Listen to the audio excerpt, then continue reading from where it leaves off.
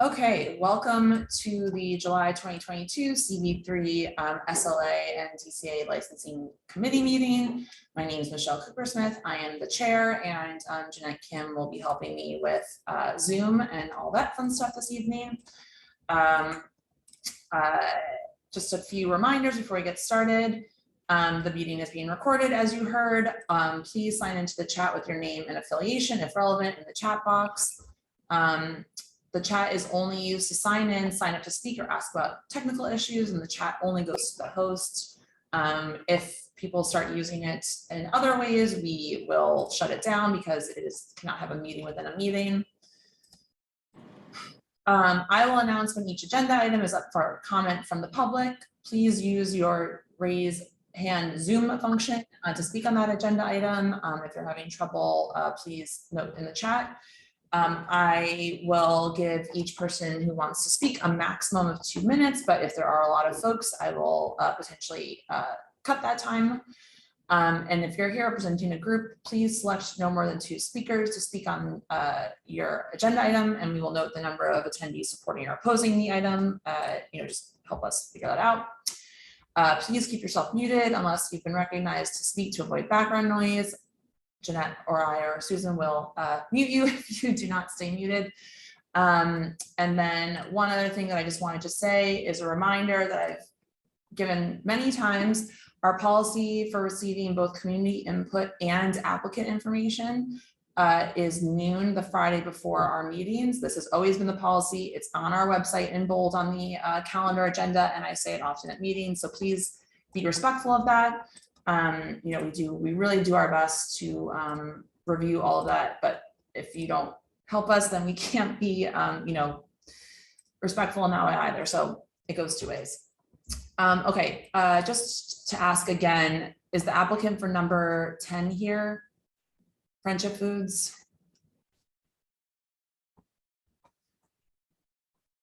Okay. Not seeing anyone. All right. So I'm going to go a little bit out of order this evening, just because there are going to be some ones I think can be quicker. So true-ish. Let's start with number 16, 171 Christie Street. Are the applicants here for that?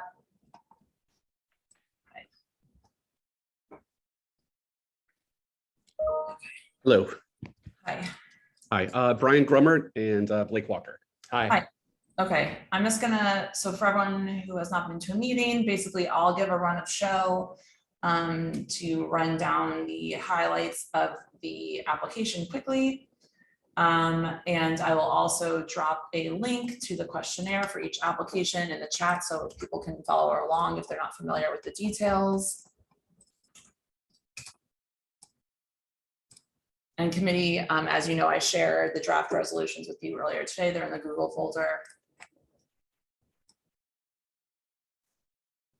Okay, so this is an application for 171 Christie Street, the North Retail. We did the South Retail last month, committee, if you remember. They're seeking a full on-premises liquor license, pending certificate of occupancy of 114 people, 15 tables and 58 seats, bar with 15 seats, seafood and a raw bar prepared in a food prep area. There are 11 full on-premises liquor licenses within 500 feet. This was a bar, but this is now a new development, so it's been vacant since it's been rebuilt. The applicants are already license holders in our district at Suffolk, 188 Suffolk Street. The bar is subject, so not the one in the corner, the one a little bit farther in. They're open 4 a.m. all nights, ambient recorded background music only, and no outdoor space. I'm just going to note that we usually do 301 lookups, but in this case, it's a little bit difficult because there are 2 bars at that location. The address is the same on the corner and then farther in. So I just don't, in that case, we generally do not consider that because it's hard for us to know, especially since we checked with the office and Susan said that there's no known issues with subject bar. So it's not not something that we should really be considering in that way. 69 residents who live within 2 blocks, including 8 who live in the building, signed a petition in favor. And for this location, they're asking for a closing 2 a.m. Sunday to Thursday and 3 a.m. Friday to Saturdays. Open restaurants closing by 10 p.m. And then one just open question was, what time did you want happy hours? If you're going to have happy hours, that wasn't checked off. You know, it's funny. I don't think that we're going to do one. Okay. We're doing a pretty premium price point for the cocktail program. So I think that what we might do is food on happy hour. We might do oysters a little bit less expensive or something along that to encourage people to eat, you know, but do you want to leave the option open? Sure. Thing? Okay. That sounds good. I would say just till 7 p.m. Okay, great. Yeah. And also, I'm so sorry. I just went right straight into this application. I really want to just take a pause and welcome our new members to the committee, Sarah Bachu and Amanda Liu. We're so excited to have them here, and I want to thank them for the work they did in applications this month and all the committee members for the work they did. I apologize for not saying that earlier. So thank you for joining and being part of this fun experiment. Okay, sorry, back to the the application. So is there anything else that I left out when I was running through there? Anything that you needed to clarify? That sounds like everything. Michelle, do you need to take roll? Who want to do that? Yes, that would be a good idea, Jesse, wouldn't it? In fact, we're moving along. I like it. My gosh, I just dove straight in there. Thank you, Jesse, for reminding me. Okay. Excuse me, applicants, I will pause again to do roll call and also approval of the minutes. Michelle, present. Jeanette Kim. Present. Sarah Bachu. Jesse Beck. Yeah. David Crane. Yep. Jamie Felber. Yep. Herman Hewitt. Amanda Liu. Present. Paul Sierras. Okay. All right, now we can actually start. Sorry about that. Okay, so all right, so no questions from the applicants about this. All right, committee, do you have any questions about this application? Again, it's the north storefront of 171 Christie Street. It's a new development just above Delancey Street.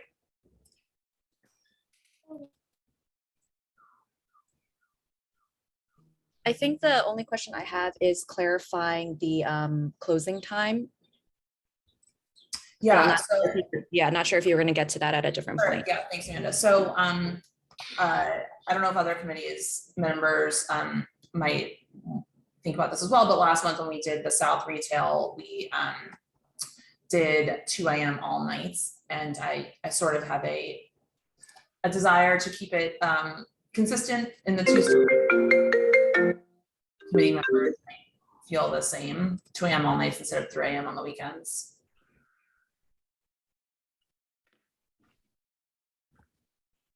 If no one else cares about it, then we can just go ahead with the 3 a.m.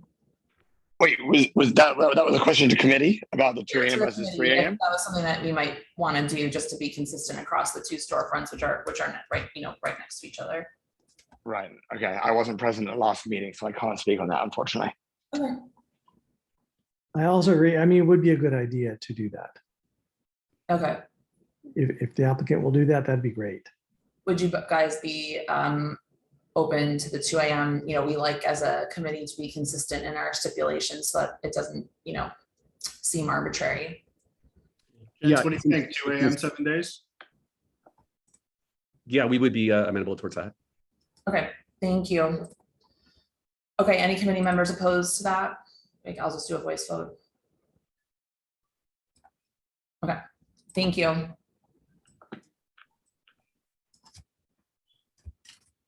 Okay, any other questions from the committee?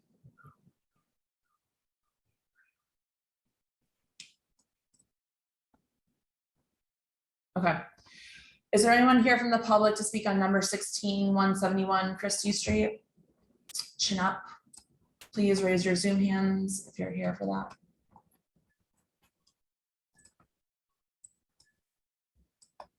Jeanette, I'm not seeing anyone. I didn't get any either. Okay. Okay, hearing no further discussion, I'm going to share the stipulations form so we can just make sure we're all on the same page. And Sarah and Amanda, this might seem kind of redundant. You'll hear me do this with every application all night, but we find it's very helpful to make sure that everyone's on the same page, because sometimes we will get emails afterwards from applicants saying, this is not what I thought we agreed to. So here we have a record that we're doing it and everyone is agreeing. Who should I put on here to sign? You can put me, Brian with an I, Grummert, GRUMMERT. Okay, great, thank you. Michelle, I just have a point of clarification for you. Sure. With respect to the outdoor space, you see in the application, there is an outdoor space. However, it is fully enclosed. So I don't know if you're gonna consider that the outdoor space that would close at 10, or that would be In the backyard. because it is fully enclosed. Is it currently fully enclosed? I No, thought in the application said that was intended, so that's why. Yeah, it's being fully enclosed, but it's not fully enclosed yet. By the time we open, it will be, but it's not there yet. Okay. Susan, what Michelle? would you recommend? Yeah, Yeah, so generally those kind of spaces are not soundproof like a building.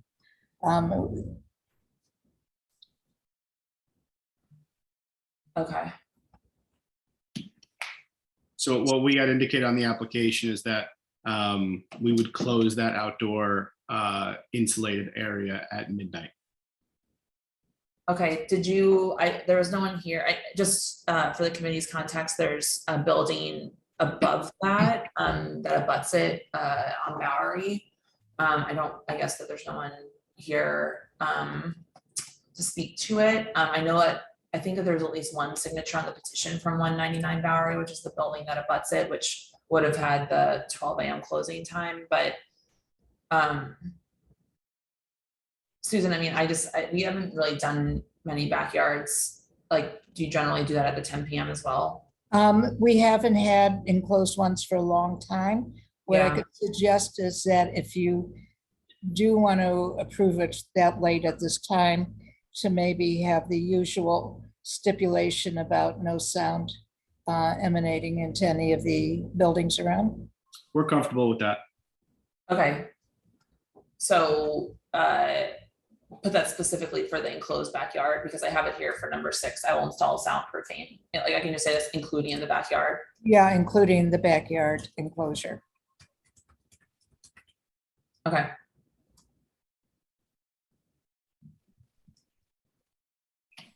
Okay. Are you intending on having curbside or sidewalk dining? No. We're going to reservation driven, manager on duty, host every night. Okay. And if the space is filled, then we are going to recommend people go elsewhere. Okay. So we're going to make sure that there's not people hanging out in the storefront. We don't want lines. We don't want anything like that.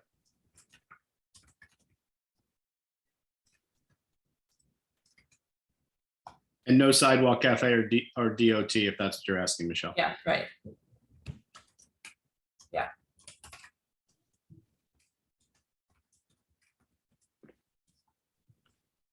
We, Michelle, Yeah. add that, like, closed, like the enclosed backyard, because if, like, say it doesn't finish. and then they Close just the open it. enclosed backyard. Not that I'm saying y'all would do that, I'm just Hmm. put it in writing. I'm gonna say fully enclosed backyard. Insulated, fully enclosed and insulated. Okay.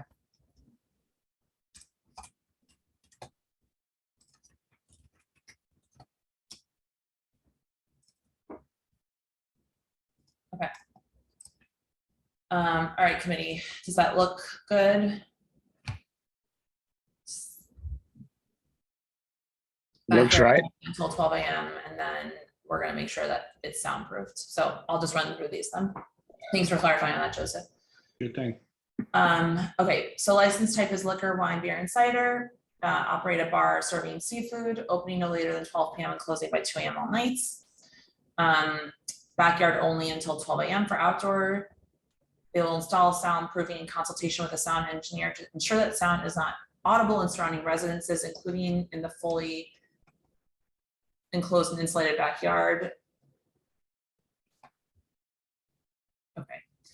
Closed fixed facade, closing by 12, and their entrance door will close by 10 p.m. all nights. No DJs, no live music, no promoted events, no event with a cover fee, no scheduled performances, no more than 15 private parties per year.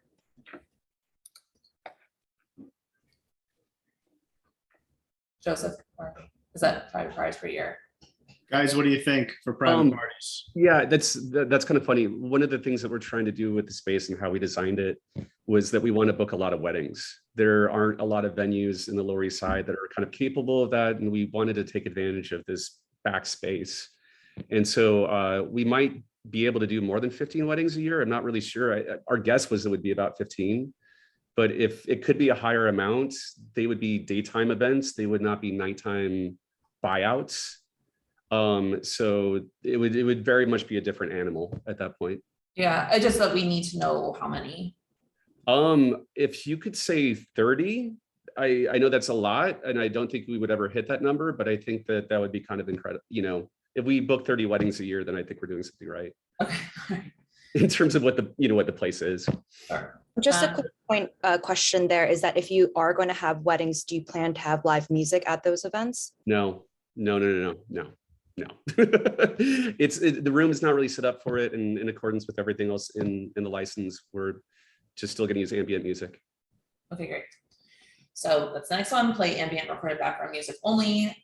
You'll not participate in pub crawls or have party buses. No unlimited drink specials, including boozy brunches with food. If you have a happy hour, it will end by 7 p.m. No wait lines. Staff person responsible for ensuring no loitering. You will close the fully enclosed and insulated backyard by 12 a.m. all days and not have any speakers or TV monitors.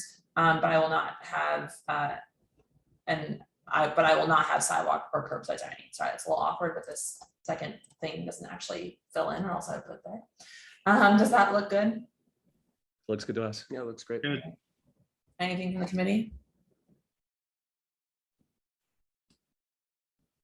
Okay, I'm going to stop sharing then and move this to a vote. Reminder, this is number 16, 189 Drinks LLC, 171 Christie Street. Moving to a vote. Michelle, yes. Amanda. Yes. Sarah. Yes. Jeanette. Yes. Jamie. Yes. Jesse. Yes. David. Yes. Okay, and Paul did not join, and neither did Herman. Okay, so the motion carries. Thank you guys for your time. Thank you Thanks, so much. Michelle. But tell them about the steps What do you mean? that they're Oh, getting. sorry. Oh, we're gonna send you the steps and please sign and return them. Got it. Thank Thanks, you. everybody. Thank you. Thank you. Okay, asking again, are the applicants for number 10 Friendship Foods here?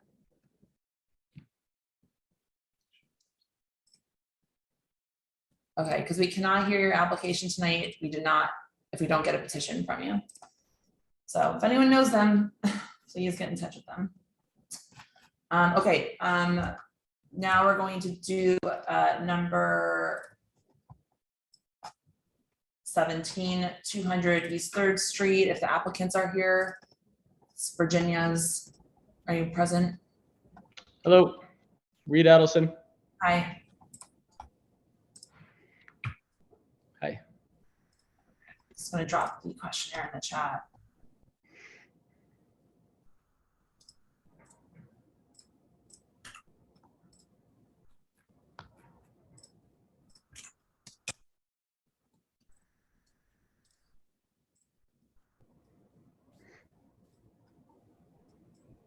Okay.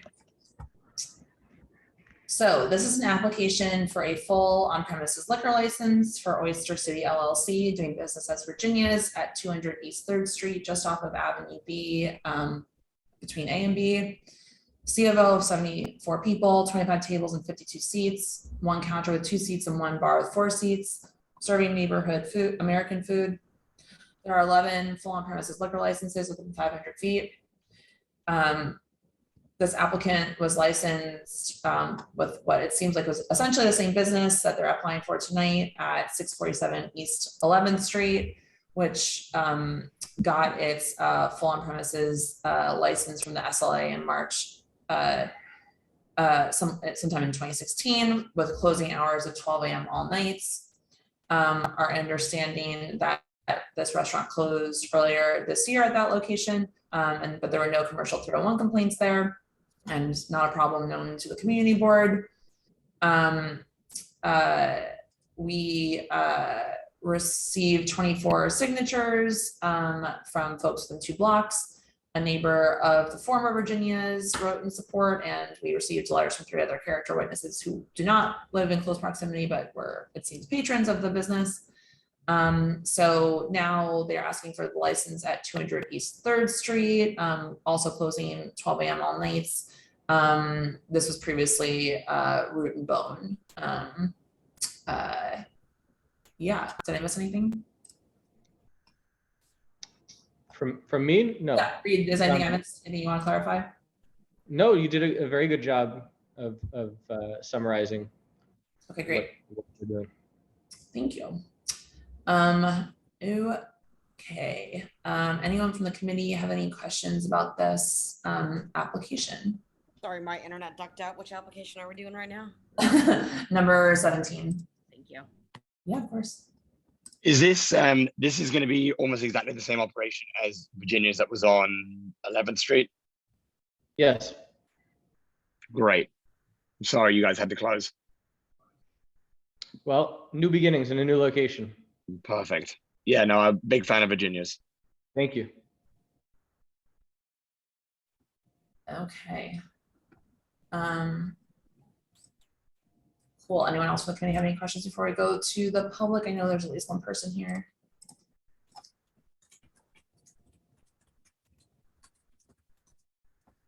Okay, if you're here from the public to speak on this item, again, number 16, oh, sorry. I'm looking at the wrong one. At number 17, 200 East 3rd Street, please raise your Zoom hand and I will call on you in the order that I see you. Okay, Michelle said she was signing into the. She's there. She has raised her hand. Michelle, go ahead. Hey, I live across the street from where Root and Bone used to be, and would love to meet up with the people who are reopening Virginia's. I've never been, but you know, I have heard only good things. And I did look at the application and the fact that you are going to be closing at midnight during the week. And then I just wanted to also make sure that the outside, patio is going to close at 10.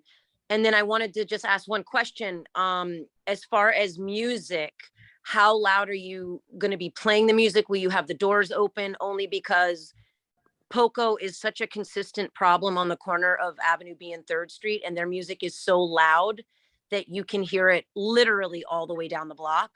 And so I just wanted to kind of ask some questions about that. I'm glad that you mentioned Poco. I did, during our community outreach, we spoke with what we thought was the block association. It proved to be 1 block too far or something, but their main concern was Poco.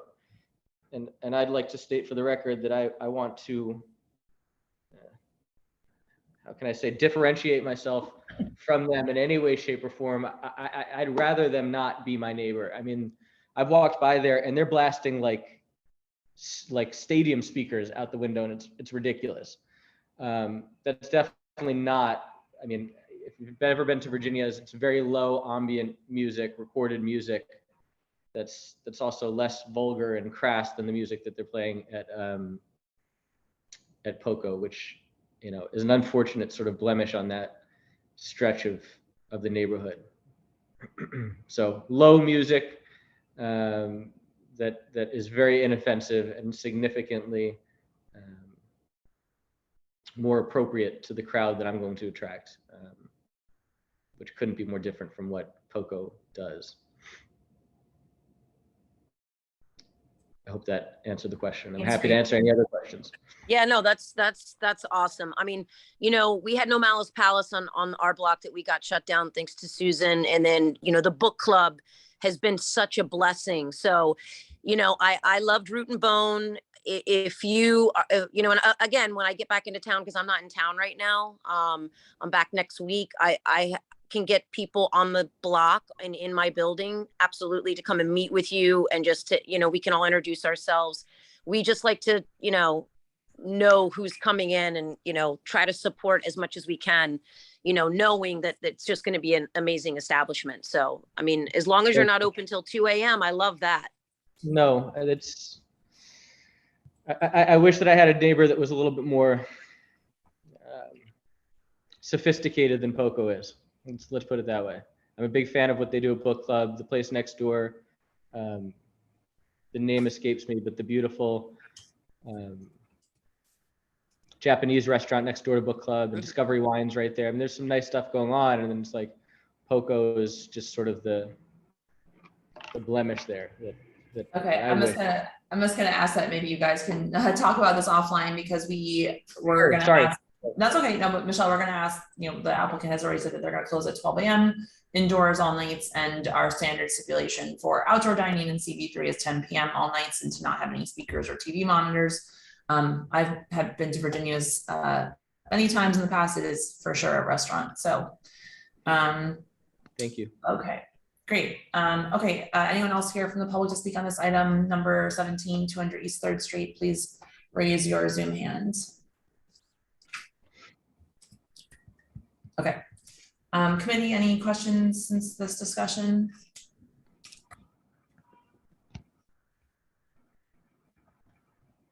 Okay.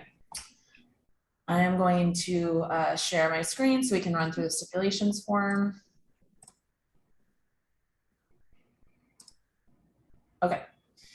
So this is a full liquor license at 200 East 3rd Street for an American restaurant. Opening no later than 11 a.m. And closing by 12 a.m. all days. Just to ask you, Reed, are you really intending to open by 11 a.m. all days? This is a question we ask of all applicants who put early opening hours, because you'll be required to open by 11 a.m. all days. Probably not. Okay. Probably 11 a.m. Saturday and Sundays, maybe Friday. Not sure about lunch yet. So what would be your safe for the weekdays? If I do lunch, maybe 11:30 or 12. Well, I haven't decided. If you put 5 p.m. here, for example, you can open at 11:30, but if you put 11:30, you must be open at 11:30. So then let's do 5 p.m. So you're saying if I put 5 p.m. and then I decide to open for lunch on weekdays, I can change it? No, you don't need to change it. This is just that you must open no later than. So you must open no later than 5 p.m. during the week, but you can open at 11 a.m. if you'd like. It's just otherwise you would be required to open at 11 a.m. if we put 11 a.m. You see a difference? So then do 5 p.m. Monday through Friday, please. Okay, great. And closing by 12 a.m. all days. Any outdoor dining will be closing by 10 p.m. You will install soundproofing as necessary. You'll close any front or rear facade doors and windows at 10 p.m. every night.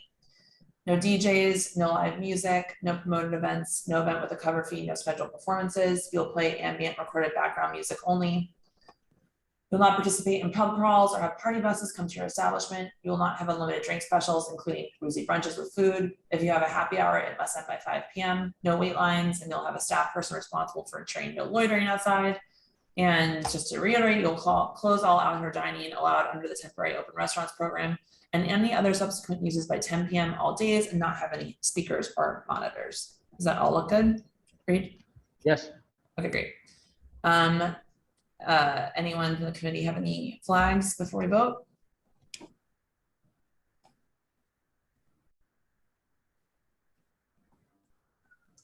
Okay, hearing no further discussion, I'm going to stop sharing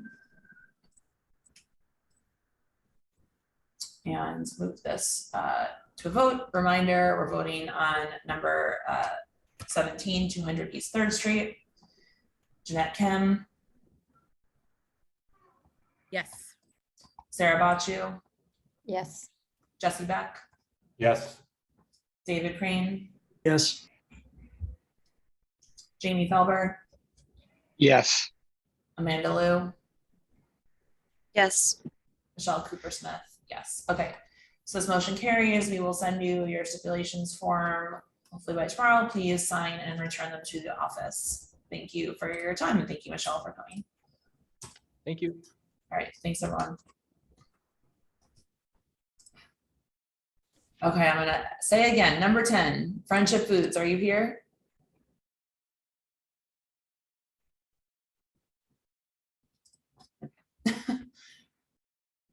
I guess they will almost certainly not get heard tonight, unfortunately. Okay.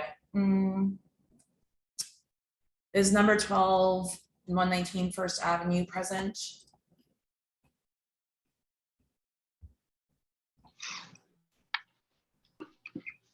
Hello. Hi, Phil. Are your clients here as well? Yeah. Keisuke, he is on this video. If you can hear me, you should unmute yourself. Yeah, here. Okay. Great.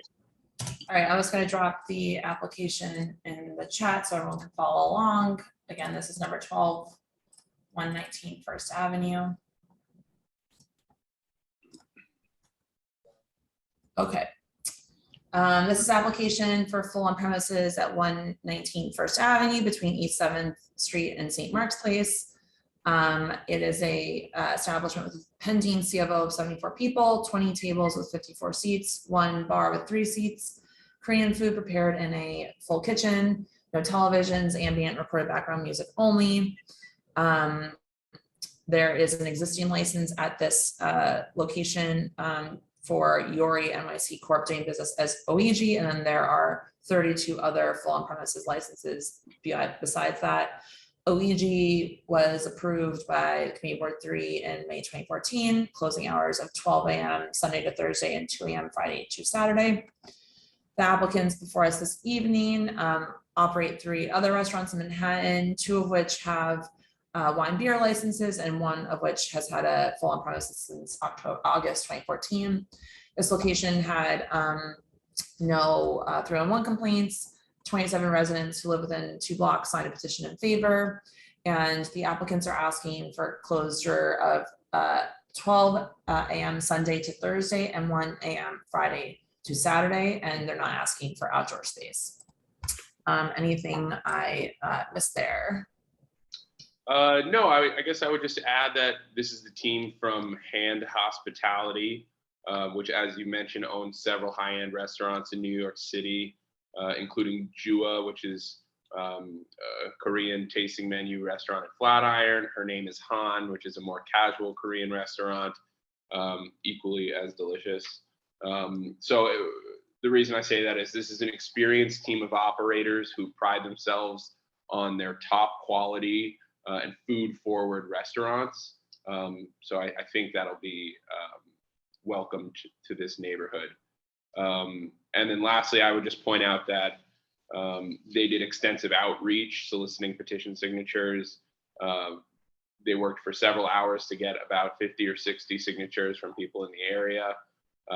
It seems like they have overwhelming support from many East Villagers, but of course, we're happy to answer any questions you may have. Thanks. I don't have any questions. Anyone from the committee have any questions? Yeah, just to clarify, the applicant, the name on the Zoom is KSK, but the persons on the application itself are Jinan Choi and Kian Lee. Yes, sorry, I should have introduced my clients. Jinan is the owner, and he is actually sitting next to KSK right now.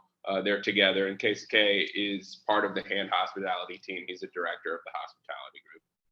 Great, thanks. Yeah, just Jeanette's making sure because obviously we need to have the actual applicant present, but thank you for clarifying that. Okay, any other questions from the committee?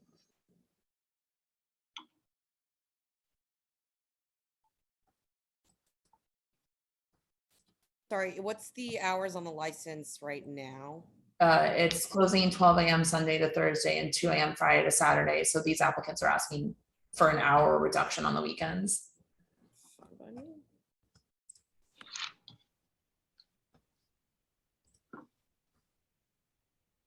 Okay, this one seems pretty straightforward to me, but is there anyone here from the public to speak on this item? Number 12, 119 First Avenue. Please raise your Zoom hand for here.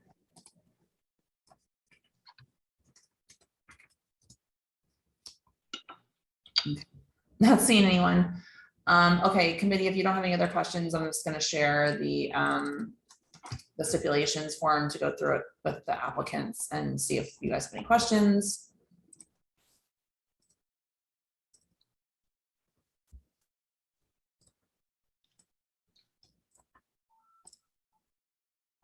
Okay. So this is a request for a liquor, wine, beer, and cider license at 119 First Avenue. They'll operate a full service Korean restaurant with a kitchen open and serving during all hours of operation. Opening no later than 11:30 a.m. all days and closing by 12 a.m. Sunday to Thursday and 1 a.m. Friday to Saturday. Just, you know, I'll keep running through, but if you need to commit, this is meaning that you need to open by 11:30 a.m. all days. Yeah, I was just about to interrupt you, and okay. Since I know you guys operate in that way, we should alter that. We might as well put 5 o'clock. Okay.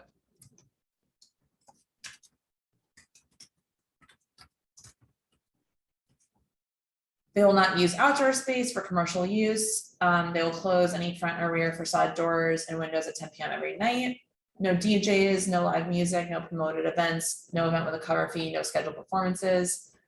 They'll play ambient recorded music only. They will not seek a change in class. It's not really relevant here, but they will not participate in pub crawls or have party buses. They will not have unlimited drink specials, including breezy brunches with food. No happy hour or drink specials with or without time restrictions. No wait lines. They'll have a staff person responsible for ensuring no loitering. And they'll post this form conspicuously next to the liquor license. Does that all look right, Phil? All looks right. Okay, great. Anyone from the committee have any questions? No, it looks great. Okay.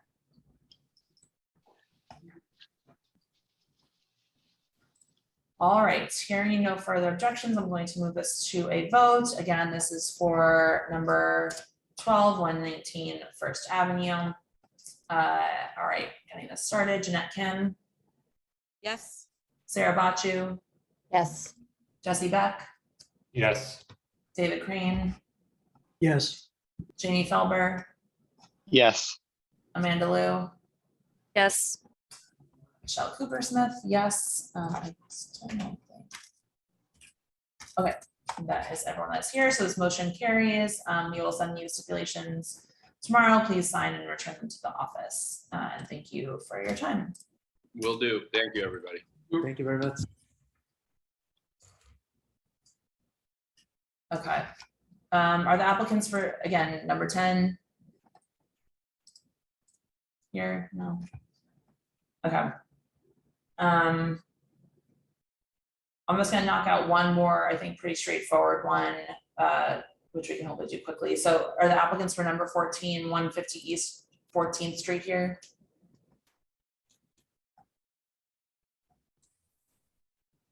Present. Yes, present.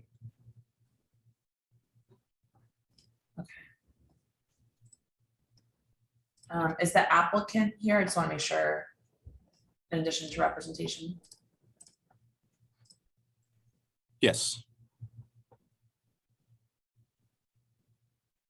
Okay, sorry, I missed, who is it? There's a lot of names on here. Jose Manzanares, I'm actually partner of Jiang Korean Barbecue. I know, I'm just trying to understand if you're one of the signatories on the liquor license because it just says Jen office. Yes, I am. Jose Manzanares. Okay, thank you for clarifying. No problem. Okay, I'm gonna drop the questionnaire in the chat so we can run through this.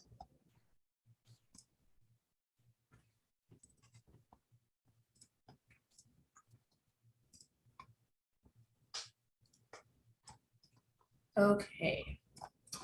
So it's an application for 150 East 14th Street, a wine beer license. This was formerly 5 Napkin Burger on the corner there. Certificate of occupancy of 174 people, 46 tables and 159 seats, no bar, full kitchen serving Korean food during all hours of operation, which is closing by 4 a.m. all nights. 2 televisions, ambient recorded background music. There are 10 full on premises liquor licenses within 500 feet per the lamp map. As I said, this was 5 Napkin Burger, which was open until I think the pandemic at some point. They close at 12 a.m. Sunday to Thursday and 2 a.m. Fridays and Saturdays. They only ambient background music. And there's no adverse SLA history there. So this applicant has never been a license holder in New York, I believe, but has operated 18 similar licensed businesses in the Los Angeles and Bay Areas in California. No 301 complaints at the 5 Napkin Burger location, and 30 residents who live within 2 blocks signed a petition in favor. Not going to be using outdoor space, and again, asking to close at 4 a.m. all nights. And I know that you're asking to open no later than 10 a.m., but I'm gonna flag that. That means that you have to be open at 10 a.m. So just think about if that's what you want to do. I think we'll go with the similar previous applications and do it and putting 5 p.m. on there just so, you know, we have the option to open by 11 a.m. Okay. Okay, anything else to clarify in what I said? Nope, perfect as usual. Thanks. Anyone from the committee have any questions about this? I just have one point. I've been to Jen on the West Coast. I love it. I was a frequenter. It does say in your application that you're playing quiet background music. As I recall, the restaurants out west do not play at a quiet background level, but just wanted to clarify that. I wanted to clarify that that is their intention and just get it verbally. Yes, that will be our intention, to play quiet music as possible. Thank you. I know it's not that much of a problem spot because I don't think there are apartments on top of that building anyway. No, it's just like a standalone building there in the corner. Right, it's a standalone building.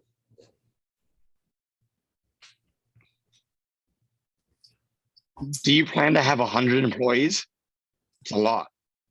That's usually what we start with, and eventually we start to pick and choose who's actually more fitted to our operations, but that's usually what we start with.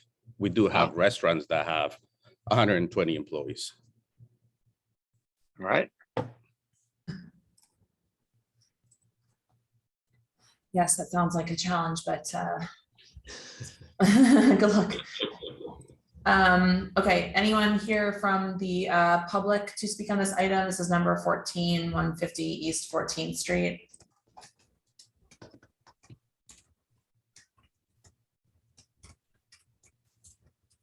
Okay, sorry, I should say raise your Zoom hand if you're here, but I didn't see anyone signing in for this one. Okay, all right, committee, if I'm not hearing any further questions or discussion, I'm going to share the STIPS form. Oh, I have one more question. Oh, Sorry. go ahead. No, you're fine. The Jen that I went to did not take reservations. Are you guys planning on doing a reservation system of anything like that here? That will be an option. Most of the restaurants don't, but we do have some that do provide some reservations. So we like to see how the New York area will work for us in terms of having reservations. So one thing that we sometimes, the reason why I mean, I don't know if Jeanette's asking is for her personal desire to go there to get a reservation. She has to wait in line. Or, but as a committee, something that we care a lot about and the community cares a lot about is not having lines outside. I mean, obviously this is like 3rd Avenue and 14th Street. It's a little bit different than if it were on Ludlow Street, for example, but we sometimes ask applicants to commit to using at least like a texting system so that people don't crowd on the sidewalk. Would you be open to committing to that? Yeah, we do actually use a platform of texting. Okay. We usually don't call any names. We usually just send them a text when their tables are ready. Okay, so I'm going to add an stipulation. I will use a texting system to ensure that patrons do not crowd the sidewalk in front of the premises. Does that work? Yes. Okay, fabulous. Okay, I'm gonna share my screen so we can run through the stipulations. Okay, so it's a request for a wine, beer, and cider license at 150 East 14th Street for a Korean barbecue restaurant with a kitchen open and serving food during all hours of operation, opening no later than 5 p.m. and closing by 4 a.m. They will not use outdoor space. You will have a closed fixed facade, and you'll make sure that your entrance door closes by 10 p.m. No DJs, no live music, no promoted events, no event with a cover fee, no scheduled performances. You will play ambient recorded background music only. You will not seek a change in class without first obtaining approval from CB3. I was to assume that this was not checked off in your application, but you will not participate in pub crawls or have party buses. You will not have unlimited drink specials, including boozy brunches with food. If you have a happy hour, it will end by 12 a.m. I guess that makes sense for a Korean barbecue. I will not have wait lines outside. I will have a staff person responsible for ensuring no loitering outside. You will use a texting system to ensure that patrons do not crowd the sidewalk in front of the premises. And now I think actually I should use the E ensure, not the I ensure. You can people can contact Joseph or Jose if they have issues. Does that all look right? Yes. Okay. Yep.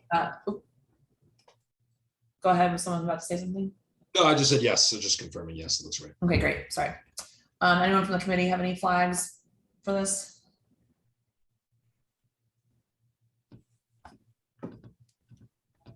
Okay. David, does your cat want to weigh in? Is BZ happy with this? Oh, Beezy's very happy. Should she take doggy bags from this, or kitty bags, whatever we call them? Okay, great. I'm gonna stop sharing my screen then. Hearing no further discussion. And move us to a vote. Reminder, this is number 14, Jen Barbecue, 150 East 14th Street. Jeanette Kim. Yes. Sarah Bachu. Yes. Jesse Beck. Yes. David Crane. Yes. Jamie Felber. Yes. Amanda Liu. Yes. Michelle Cooper-Smith. Yes. Okay. Thank you for coming and for collecting the petition signatures. We will send you stipulations tomorrow. Please sign and return them. Thank you very much for everyone's time. Thank you. Thank you. Okay.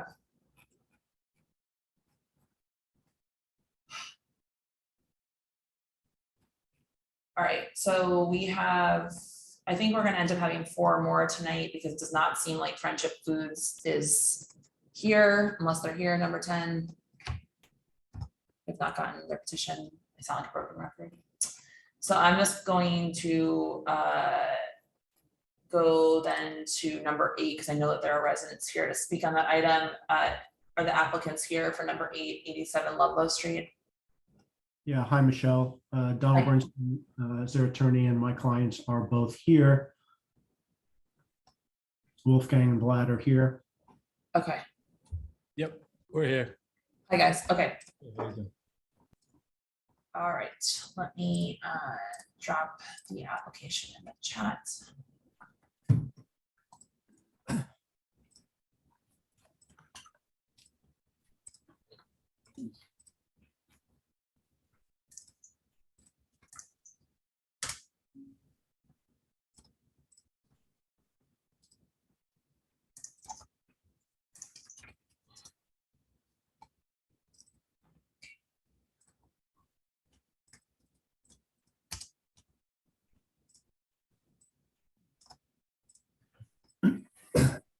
Okay. I have one question, which maybe if you need to look it up, it's that what the certificate of occupancy is, but I'll run through everything else if you have a chance to look at that. Not super important to deal with right now, but just flagging that. Okay, so this is an application for a full on-premises liquor license, and the premise is located at 87 Ludlow Street between Delancey and Broome Streets for Stone Capital LLC. 20 tables with 68 seats, 1 10-foot bar with 12 seats on the ground floor, and 1 10-foot bar with 9 seats on the cellar floor.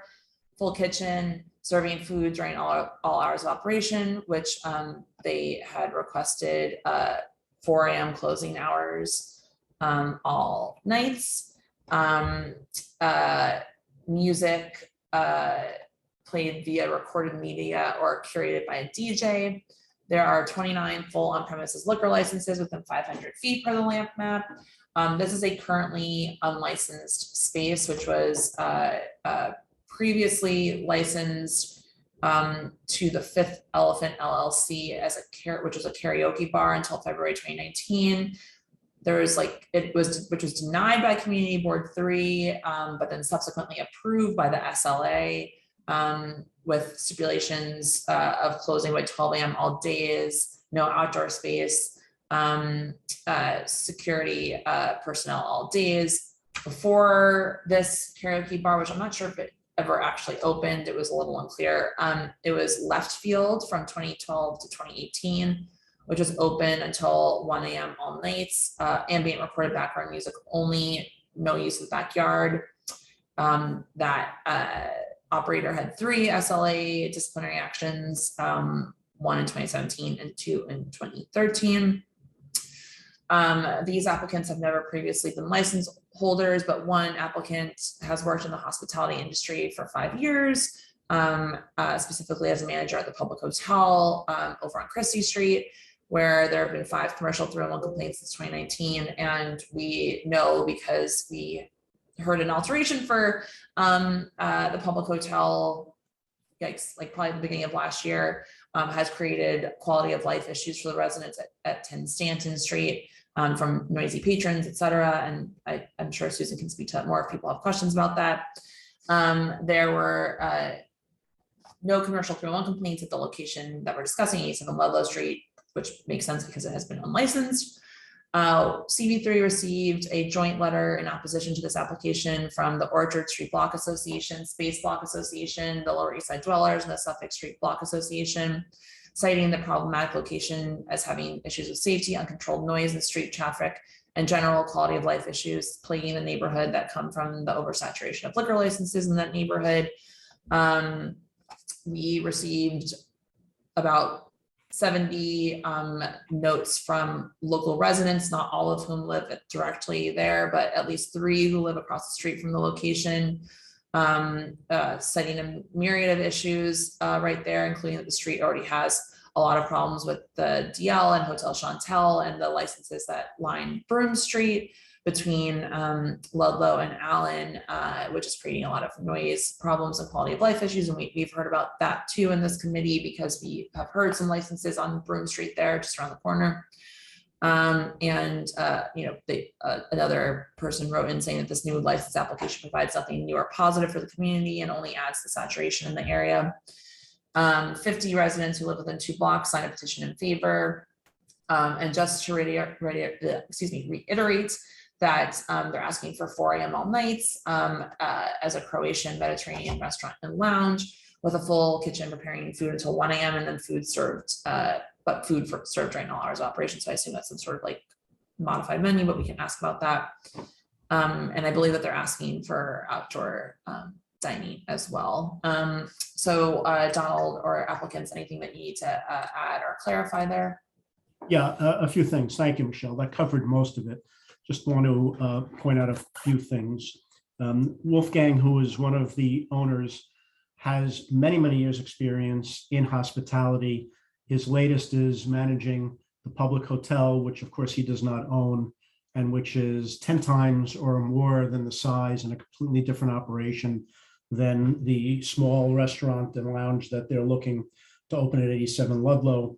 He was involved in other hotels. He helped launch the Edition brand hotels. He was involved in Webster Hall and a number of other venues. He went to the Cornell Hospitality School of Hotel Management. So he's very experienced, educated in the field of hospitality, and it's not just the public hotel. We originally were planning to open the ground floor, which is a full service restaurant, until 1 a.m. All days. And the cellar, which will have the full menu, but will be more of a lounge atmosphere until 4 a.m. And in fact, the support that we have gotten in the petitions supported the 4 a.m. We've submitted, by our count, 145 signatures in the petitions that we've submitted in the Lower East Side. 71 of those were residents in the immediate area. The petition signatures include 11 residents in our building at 87 Ludlow Street, which I think, as far as I'm told, constitutes all but one of the residents in our building. And they signed petitions supporting 4 a.m. Notwithstanding that, my clients have decided not to pursue a 4 a.m. for the cellar, and instead are agreeable to closing the cellar by 2 a.m. 7 days a week. So that's a significant change that they made after hearing from some of the block associations. I'm sorry to say that we have not gotten a copy of the letter from these block associations. And it's unfortunate because we reached out to all of them at least twice and introduced ourselves, encouraged a discussion, asked them to contact us. LES dwellers did, and essentially we're deferring to some of the other block associations. Orchard Street Block Association responded. My recollection is that they were principally concerned with the 4 a.m. We invited a discussion. My clients reached out to them, said, we would like to discuss this with you. Please call us. They said they couldn't. They didn't have time and they couldn't engage in a discussion. And Space and the other friends of LES, any other block association we reached out to multiple times, and they did not contact us. They did not respond. And I'm sorry to hear that they sent a letter in opposition without engaging us based on our invitation to do so. I want to add that we will have a security. We've submitted a security plan. I believe the plan is that on an as-needed basis after 10 p.m. We understand there are concerns in the neighborhood. We don't believe you need security in the restaurant or the lounge, but because of concerns in the neighborhood, we thought we would assist with that. I know there have been some recent problems in the neighborhood, and to that extent, having this empty, dark store occupied by an experienced operator with security would actually be beneficial. We've commissioned a sound report, and based upon that sound report, the speakers and sound system can be set at a certain decibel level to ensure that no one will be unreasonably disturbed by any noise. Just to be clear, there are no TVs, there are no open doors, no promoted events, no live music, no pub crawls. The music in the restaurant will be background recorded music. In the cellar lounge, because it is subgrade and because no one will hear it, particularly when we institute the recommendations of the acoustic engineer, we'd like to have a DJ that would be limited to the cellar. There'll be about 12 employees. The space is not large on the ground floor. I think, as you said, Michelle, it's 11 tables, 35 seats, and 12 bar stools. In the cellar, 9 tables, 33 seats, 9 bar stools. It is not a large venue. This is not a nightclub. We've agreed to cut back the hours until 2 a.m.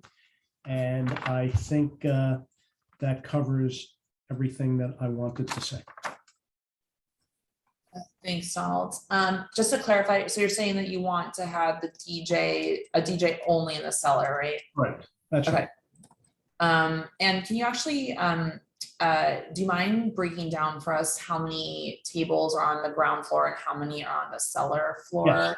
So the ground floor is 11 tables with 35 seats, 1 bar with 12 stools. The cellar will have 9 tables, 33 seats, and 9 stools at the bar. So the bars are not large, and the occupancy is not large. Okay, so 11 tables with 35 seats. And as you noted, this was space that was licensed before. It's not space that has never been licensed. I understand it's been closed for a while. If not for COVID, it probably would be licensed to somebody else by now, but this has been licensed. Okay, thank you. One thing, committee, that I left out is just a reminder about the guidance that we passed about saturated areas and licenses in unlicensed locations. Susan, go ahead. I would just like to speak to Ludlow in general. Yeah, sure.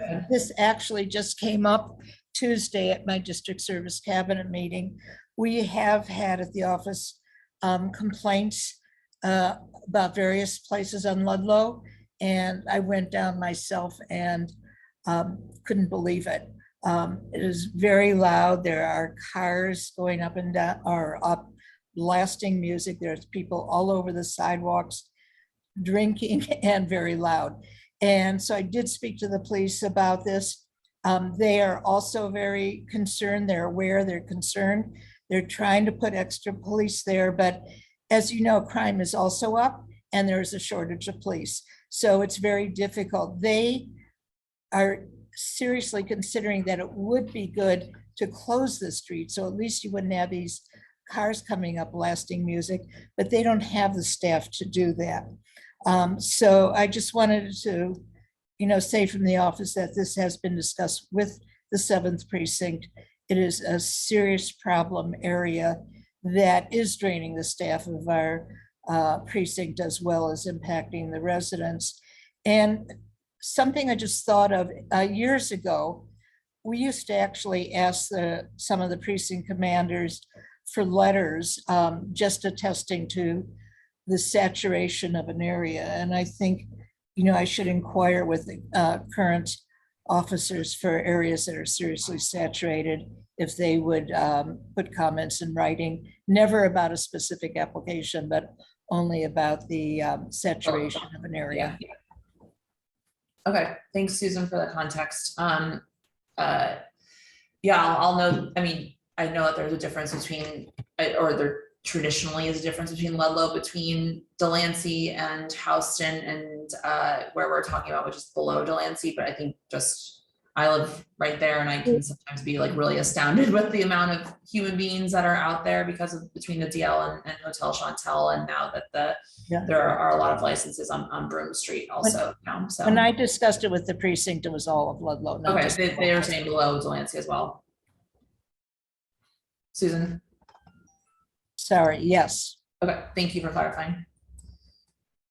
Okay, anyone from the committee have, Michelle, can I just allow my clients to say a few words? Yeah, go ahead. All right, guys. Hey, first of all, thank you for the opportunity to speak and for taking the time to listen to us. I hear your concerns. I hear you loud and clear. I'm not only, interested in starting a business here. I'm from the Lower East Side. I was born and raised in downtown New York. I've lived on 2nd Street. I've lived on Henry Street. I've lived on 16th Street. I've lived on 15th Street. I've always lived on the Lower East Side, and I completely understand where we've gone and where we found ourselves, and the priorities to protect us, right? However, I would say one thing in regards to the comment about the police, right? The police can only keep us so safe, but really it's our neighbors and it's our community members and it's our businesses that really keep the community safe. And to be quite honest, growing up, my family operating Webster Hall, I can't remember one Christmas where I didn't participate in a toy drive. I can't remember one day after a party where we weren't constantly cleaning up the streets, and communicating with the police and communicating with the neighborhood is something that we want to do. It shouldn't be, like Donald said, an empty storefront, but it should be a source of culture, and it should be a well-managed establishment. And I think that's what we want to make very clear. We're not trying to open a club and have lines. We're trying to add something to the neighborhood and not take away from it. So I just wanted to make that very clear. Thank you. Okay, anyone from the committee have any questions or for the applicants or anything that they want to say about this?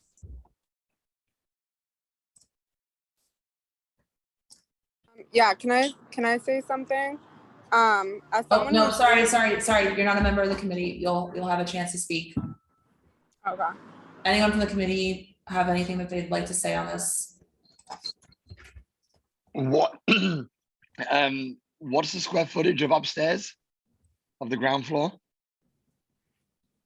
Ground floor is roughly around 1,000 square feet, and then the basement's roughly around 1,300 square feet. Thank you. I see on the plans that there might be a proposed open restaurant space. Can you speak to that? Yeah, it's just, for summertime, we would love to have outdoor dining, but if that's something that the community's vehemently against, then we are more than amenable to taking that out.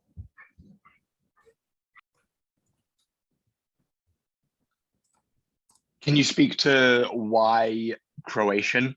Why this is what you want to do? Yeah, absolutely. So my family's from Croatia, and growing up in New York, it's fine. I did a Google search earlier today. The closest Croatian restaurant is in Astoria, and then besides that, it's New Rochelle, and then besides that, you can't find one. And this isn't just, like I said, a club we want to open. It's also not just a restaurant we want to open. This is something that I've been really passionate about and thinking about, and I'm driven to accomplish. And this is something that I want to accomplish with my family. I mean, I don't know if you guys read the application. I hope you did, because a lot of thought and effort was put into it. My chef is going to be my cousin, who's one of the most kick-ass, hardworking chefs you'll ever meet. He's going to bring Croatian food to the Lower East Side. I bet none of you have ever had burek before. I bet you haven't had these dishes that we want to bring. So why Croatian? Well, because Croatian's special. Croatian means something to me, and Croatian is something that I hope can mean something to the Lower East Side. Thank you. Anyone else from the committee has something to say?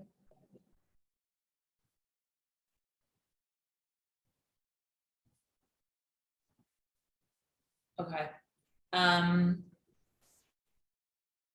All right. I just want if anyone from the committee, the guidance that I refer to is in the resolution that I shared with you all earlier today about not adding licenses in saturated areas.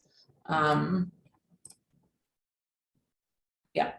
So, okay, I know that there are people here from the public, but I just want to are you guys comfortable from the committee taking a quick straw poll on how you're feeling on this before we do that, just to give people a sense of what we're thinking? Anyone opposed to that from the committee? Or concerns that you have? Go for it. Okay. All right, I'll start with our new members. Amanda, what are you leaning? I'm leaning yes, but with additional stipulations especially regarding the outdoor space. So Okay. I don't think we've gotten into that conversation yet, but that's how I'm feeling. Sarah? I'm leaning no because of our guidance. Thanks. Jamie?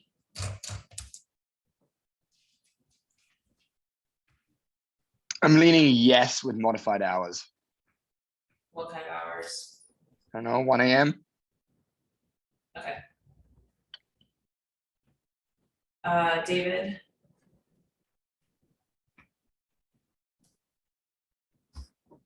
David, you're muted. Just muted myself. So, no, not just because of the guidance, but 30 years experience living here tells me that when a neighborhood is oversaturated, it's impossible to make it better by adding a license. It never calms the situation. And if there's any possibility that we can prevent this license, we should take it. Okay. Jeanette?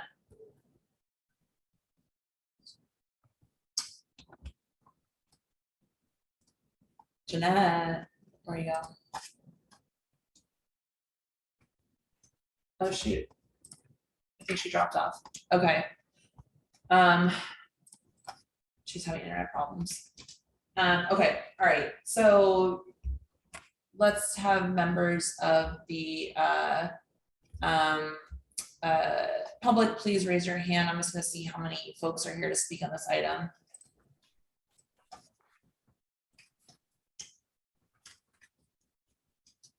Raise your Zoom hand, please.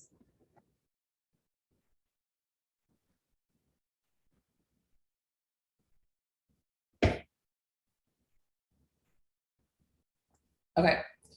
All right, just again, this is number 8. Please raise your Zoom hand if you're here from the public to speak on this item. All right, the first hand I see is Patrick Walsh. Patrick, I'm gonna give everyone 2 minutes. Go ahead. Okay, can you hear me? Yep, go ahead. I think it would be an act of absolute reckless irresponsibility to allow another bar to open in this area. It is clear to anyone who is sane that the streets are completely taken over by drunks, thousands of them. The NYPD cannot handle this, and there is absolutely no benefit for another bar here. These people seem like they're nice people. I wish them well elsewhere, but not here. Thank you. Thanks, Patrick. Okay, the next hand I see is David Troutman. David, go ahead. Hey, I would like to call the community board members' attention to the signatures in support. I think it's pages 62 to 65 of the application. Do you agree with me that those look incredibly suspicious, that they look like they were signed by only a couple of different people? Do you think that there's the signatures look more like scribbles by the same person rather than really a variety of people actually signing that? And especially pay attention to the subject property, 87 Ludlow Street. Really looks like the same signature all the way down the line. I agree with Patrick. This neighborhood is overrun. We've had numerous communications with the police department, and they're doing very, very well to try to get a lid on the problem, but they can't, and they need help just to stop new problems from coming in. I have a very serious concern about the relationship with Webster Hall from one of the applicants. Thank you for listening. Please deny this in its entirety. Thank you. Okay, the next hand I see is Tamara. Tamara, go ahead. Hi, this is Tamara from the Orchard Street Block Association. I'm just going to reiterate what the previous two speakers were saying. Basically, the fact that this neighborhood is totally overrun with nightlife. There's nothing the police can do to help it. There's a problematic history at this location. According to the LAMP database that we looked at, there was almost 50 already licenses within 500 feet, including if you include the ones that are pending.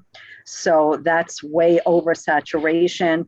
We do believe that the New York SLA would support a denial of this business on its face, considering that right now there's way more OP licenses within 500 feet than when the last business there was operating. The block, around the corner with the open streets, the residents are constantly emailing us and telling us about problems that they're experiencing regarding crime, quality of life, out of control, noise, safety issues, garbage. It's too much, and we're asking a full denial for more full licenses in these areas on Broome Street, on Ludlow Street, on Orchard, right around there. It's a horrible situation. We also want to ask, confirm that you received our petition of over 75 signatures of people that live in the immediate area against any more full licenses on these blocks. It's a horrible situation, and we're asking that the committee please listen to the residents. We know that you have to support the businesses, but the residents that live here, we've had enough. Hell Square 2 is exploding. We have to live here. We don't just come here to go to restaurants and bars. We have to live with this. And I feel terrible for all the people that have to live right next to it as well. It's a horrible situation. Thank you. Thank you. Okay, the next hand I see is Michael. Michael, go ahead. Hi, thanks for the opportunity to speak. I live at 242 Broome Street. My apartment's on Ludlow Street, directly opposite 87 Ludlow. And in line with everything that's already been said tonight, the cumulative impact of licenses on our block is killing the neighborhood. The status quo is that there are 3 clubs on the street, the DL, Chantel, there's also Chloe 81, and then all the licenses along the Broome Open Street. And many, if not all of these, operate varying queue management systems, but in reality, patrons just queue on the sidewalk anyway and loiter. Same goes for outdoor dining, same goes for commitments to ambient noise in our neighborhood, and all of these just fuel the problems. Discussions with licensees lead nowhere, and once approved, there's never any accountability or rarely. And it's the total impact of this are very bad for the public in our neighborhood. Personally, sleeping and working from home is almost impossible Friday through Sunday. With raucous and shrieking and yelling and fights outside of my bedroom window. NYPD is regularly on the block dealing with safety issues. And from our building's perspective, 242 Broome, one of our building workers was punched in the face while he was outside the building on a Friday evening. They're regularly hosing down vomit and urine and feces from the sidewalk. And I know that 15 people in our building wrote letters to the committee sharing similar personal impacts and asking for a denial. Another license here just harms the public, and likewise from people who've never held a license before and is already associated with a problematic location in our neighborhood. I think in total, I believe 75 local community members signed a petition against this with a lot of passion, and I know there are timeframe issues, but with more notice, I'm sure there'd be even more than that. There's no public benefit from this application. As David Crane said, another license adds nothing positive to our community. And we request the committee please denies this application. Thank you. Thanks, Michael. Justin, under 2 minutes. Okay, and then I see Rainier Keller and Arit's hand up. They DM me on here. They don't have a microphone, so I'm just going to read aloud what they said. Our comment is that we would like to have the number of licenses reduced. Having something that contributes to the community at this time looks more like a household kitchen store, a woman's shoe store, an art supply store, and not another bar. We do not need another club strong. Please apply current 500-foot rules. Okay, is Nevin, are you raising your, okay, Nevin Caulfield, go ahead. You can unmute. You have to unmute.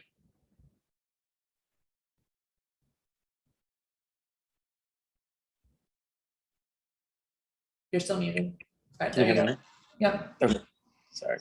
Yeah, I live right above the space at 87 Ludlow on the first floor, on the second floor, just above the restaurant space. And I'm in support of the restaurant. I've been living in that building, in that apartment just above for about 11 years.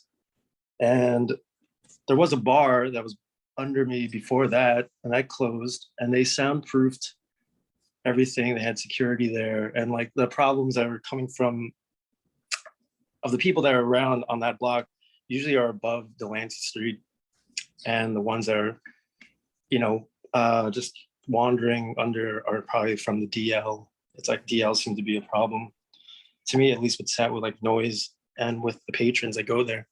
But there is no restaurant on that actual block on Ludlow, other than Hotel Chantel, which is just a nightlife space as well as at night.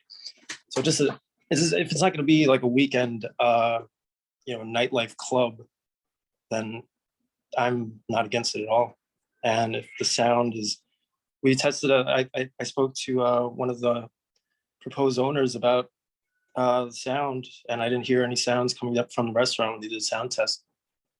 So I don't have a problem with the restaurant being under me as opposed to a bar or club, something with really loud music and people. And it doesn't look occupied. So it looks like a place for people that could just, from the DL, they just like sit in front of the space, or they try to like pee on the gates and stuff because it looks like it's abandoned. The building doesn't look like it's in use. And if there's a sign there, if there's lights there, a restaurant in use, closing, I don't think people that are waiting online for the DL and things like that would try to deface it, use it as a, you know, public restroom. So I think it should be occupied with a restaurant, more so.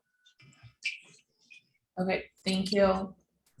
Okay, the next hand I see is Deanne Boyd. Deanne, go ahead. Sorry, can you hear me? Yep, go ahead. Okay, first of all, this is just on its face, needs to be a no. I mean, literally right now, tonight, sitting a block away, a little less than a block away, about a 2-minute walk, there is a rent-a-cop for hire sitting with a gun inside of establishment because of what has happened along Ludlow Street. The fact that the previous speaker who's in support does not understand this applicant is also going to have a lounge in the basement space, that this is not just simply a restaurant, on a bona fide restaurant that would close at 12 a.m. and be only a restaurant. This has a nightlife component. He may think selfishly that this is in the best interest for him, but it does not help this community in any single way. The DL and Hotel Chantel are below Delancey. They are two of the worst venues in the neighborhood. They cause so many problems. Adding another liquor license, like David Crane said wisely, will do nothing for this community in any way. Susan should be listened to. She speaks to the cops. She was there visibly. I don't know what the new members do. They may not know this area. We invite them to come, who are in support of this, to come and hang out on Ludlow Street, anywhere along Ludlow, and tell me this is livable and acceptable. We know the SLA would vote no on this. There's such a bad history. In fact, the DL and Hotel Chantel have numerous new violations that have come out. $40,000, I believe the DL has, and I'm happy to send those to you. So what we have here is if this is approved, this will do nothing for this community but add to it. The cops can't handle this. We are national news because of the problems in this area. And again, let me remind you, they've had to hire a rent-a-cop with a gun and tactical gear on Ludlow, who's sitting there right now because of the mayhem and chaos that has occurred in this area. We hope that the sound-minded members of this community board understand and will push for a no. Thank you. Thank you. I just want to remind everyone to please be respectful of everyone who's in attendance of the meeting. Okay, the next hand I see is George's iPhone. George, go ahead. Hello, can you guys hear me? Yep, go ahead. All right, so what I say, I honestly personally feel like it wouldn't really make a big difference because of all the shit that usually happens around the area regardless, because I've been living in New York my whole life, and obviously we don't want, you know, like more problems around the area, people like, you know, drunk and all that and extra stuff. But that happens on the daily, not just in the Lower East Side, but in Brooklyn, Bronx, Queens, and all that. So at the end of the day, if you want to open up a venue or like a restaurant, something more positive, I'm for it, to be honest. And I'm pretty sure a lot of people are like, that aren't even from New York, don't even really understand the actual lifestyle people live out here and that what like positive outcome people are trying to actually put out, you know what I mean? So I personally feel like, yeah, I would like to go to a restaurant and eat food that I'm not really known of, a new culture, and especially like, it doesn't have to be like the bars that are around the area at the end of the day, you know what I'm saying? Because, you know, it could even be more bougie, you know what I mean, more expensive, you know, something that people that are obviously not like into that like certain lifestyle would not really be available to be even going in, you know, it could be even more like, I mean, it's none of my like say, but it's just honestly what I've heard of. And I've been living on the Lower East Side for like 3 years now, and I live like 2 stories down. And I see a lot of stuff that happens every day. So it's more of a like, it's gonna like, obviously we don't wanna like add on to the problems, but like, that doesn't mean that this will be a problem, you know what I mean? That's just all I have to say about it. And I feel like I'd accept it. It wouldn't really bother me that much, but the stuff that's inevitable will happen regardless, even if that's there or not. Okay, thank you, George. No problem. All right, the next hand I see is Tiana. Tiana, go ahead. Tiana, you have to unmute if you're speaking. Okay, there you go. Go ahead. Hello. I'm someone who is personally connected to the incident at Belfries and personally know the employees. The exact words of these employees were that they wish that there was someone there to help. We need more well-managed businesses like this who are open late night with security and additional staff to help businesses who have employees working alone late night so we can avoid incidents like what recently happened in the neighborhood. Businesses need to stick together and help each other. If we had a community of neighboring owners, it would make everyone feel safe. We need more trained staff in the neighborhood and to help other establishments in case of emergency. The Upper East Side is so safe because of all the trained doormen they have on the street. The more trained personnel in the neighborhood, like what this establishment will bring, the better and ultimately more safe everyone will be. So I'm in favor of this establishment opening. Thank you, Tiana. Okay, the next hand I see is ED. ED, go ahead. My name is Eli Diamond. I'm a corporate director with 15 years of experience running companies. I currently run a company of 15 people and have 10 years with McKinsey and Company. I'm a credible individual who lives directly across the street from the new potential establishment. I'm strongly in favor of a no and fully disagree with those individuals that say that what will happen will happen. Our doormen in our building have been assaulted multiple times by individuals on the street. These are trained people that are supposed to be dealing with this who are getting assaulted with people breaking and entering our building. We cannot afford more chaos on the street. It's already loud enough. There should have been a video forwarded around to the panel members of the incidents that occurred on June 13th, 14th, of a Jeep that showed up that took 4 hours for the cops to break away, who was playing music till 4 a.m. so loudly that you could hear it on the 14th floor of our building. It took 4 hours for the police to break this up. Our neighborhood cannot afford another incident like this, cannot afford another bar like this. For those of you that don't live in the area that claim to know how New York works, that doesn't mean a city block needs to succumb to your entertainment. We live here. I get woken every night at 4 a.m. because of the BS that happens, because of the DL, and because of Hotel Chantel. We cannot afford more. This is already out of control. Open Streets is already out of control. There cannot be another liquor license or club license issued here. You don't live here. You don't get woken by blaring loud music at 4 a.m. You don't have to show up at work the next morning at 8 a.m. after some jerk on the street decided to throw beer bottles at windows or assault the doorman or get arrested to sirens. I've lived in New York my entire life. It's not all like this. Maybe where you live, it's like this. It's not like that all over New York. We cannot have another bar like this. It's already out of control. So I am fully in favor of a no. This cannot happen. And those voting for it, you will be irresponsible if you're voting for it. You're not representing the community. You're not representing the members. You're not looking out for our best interests. Okay. Full favor of a Thank you. no. Thank you. Susan, I see your hand. Go ahead. Susan? Sorry. Yeah, I want to officially, in my capacity as district manager, go on record that I have discussed this area with the police and they are not able, they don't have the staff to be able to manage the problems here. This is my job to deal with these situations and I cannot because even the police say that they cannot. The guidance was created to plan for the community. I have no, and this is not about the applicants. I actually worked very well with Webster Hall, so it's nothing about the applicants or their business. But the guidance was not meant to punish businesses. The guidance was meant to direct them into areas where they could be supported and not have a negative impact on them.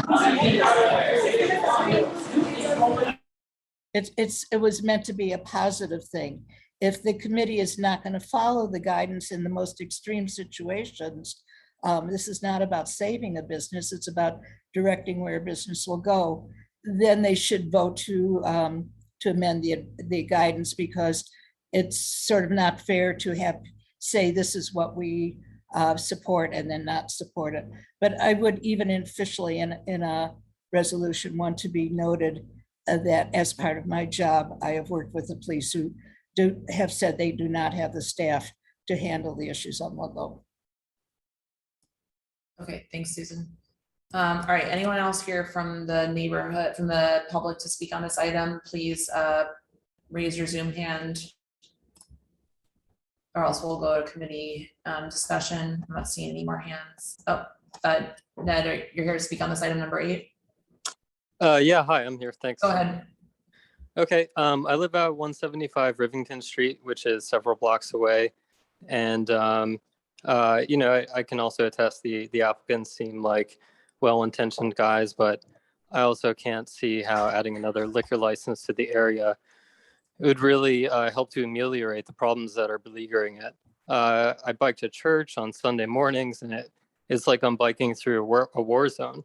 There's vomit on the street. There's to-go cups in the gutters, trash everywhere. And I just think that a business not in the vein of nightlife in this space is going to contribute towards the direction that it seems like, well, no, not it seems like, where the neighborhood should be going. Just a livable, a more livable neighborhood with better quality of life. So, thank you. Thanks, Ned. Marcel, I'll go ahead. You're muted, Marcel. Hi, I'm Marcel. I've lived in the neighborhood over 15 years, and we've been here before, and we're here again. I don't think how it would be fair or responsible to allow this to happen, to approve this, because we still have so many loose and so many issues pre-COVID, post-COVID, all surrounding in that area. It's basically allowing this to happen would just connect the chain reaction that's been happening, that happened pre-COVID, post-COVID. There were many things that were confirmed after COVID. And it's just basically that would be just the added chain, the added link to connect Broome into Orchard, into the other side of Delancey. And it is just the ruckus that, you know, this community board has not been able to fix or deal with many of the issues. And the police chief has told us, and like the gentleman said before, I mean, I live in the neighborhood and I walk by and it's like, it's basically vomit swamps. It's exactly that. And people don't care, even if you have those adjusted hours, they don't mean anything because the party goes back to the street. And after the street, it lingers to the other corner and it'll go to Broome, and it's not even just about the people above that establishment or across. It's about all the surrounding blocks because it just bleeds right into it. And, you know, once the issues are there, and I'll cut it short, but once the issues are there and once they're in place, once the liquor license is approved, once the establishment is up and running, to fix anything, it's impossible. To mediate, it's even more impossible. To involve, it becomes suddenly, it's like we become like applicants for just fairness. We become, suddenly we have an additional or 3 additional jobs to go and source out different agencies to intervene, and nothing ever happens. We come back to the community board, nothing ever happens, but we're here again. And, you know, if you guys approve this, it's reckless, it's irresponsible and disrespectful to all the tenants and all the residents in the neighborhood. Thank you. Thanks, Marcel. Okay, anyone else here from the public to speak on this item number 8? Before I go to committee discussion. Okay, all right. Well, can I address some of the comments? Sure, go ahead. Yeah, so I just want to remind everybody that this is a restaurant. This has a full menu. It has a chef. It is set up for seated service with a full kitchen, and it's a restaurant. Understanding one of some of the problems and concerns in the community is the reason why my clients did away with the 4 a.m. to make clear that they are not a club and that they are not going to contribute to the late night issues in the community.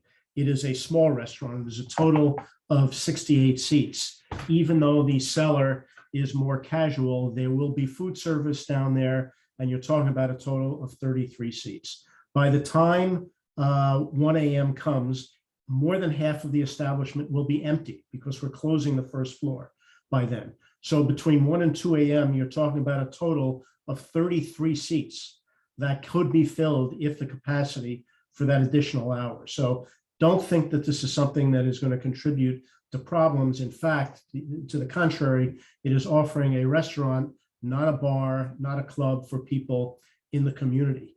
A number of people talked about the fact that you should listen to the residents, and I think that we do have supporters. I think the comments insulting our supporters was inappropriate and unfair and has no place in a community board meeting at all. We are not denigrating or insulting any of the people that have expressed concerns, and it should not work against us. But if you want to listen to the community, as I stated, 11 of the residents, I believe of the 12 residents in our very building, support this. We have another 71 signatures of people in the area, and then another a total of 145 petition signatures. So I understand that there are people in the community that are opposed, but don't denigrate the people in the community that are supporting it, including the resident that came here to join this meeting who lives directly above. I think that this space has been approved by the State Liquor Authority. DM said it's no way going to be approved by the State Liquor Authority. You don't know that.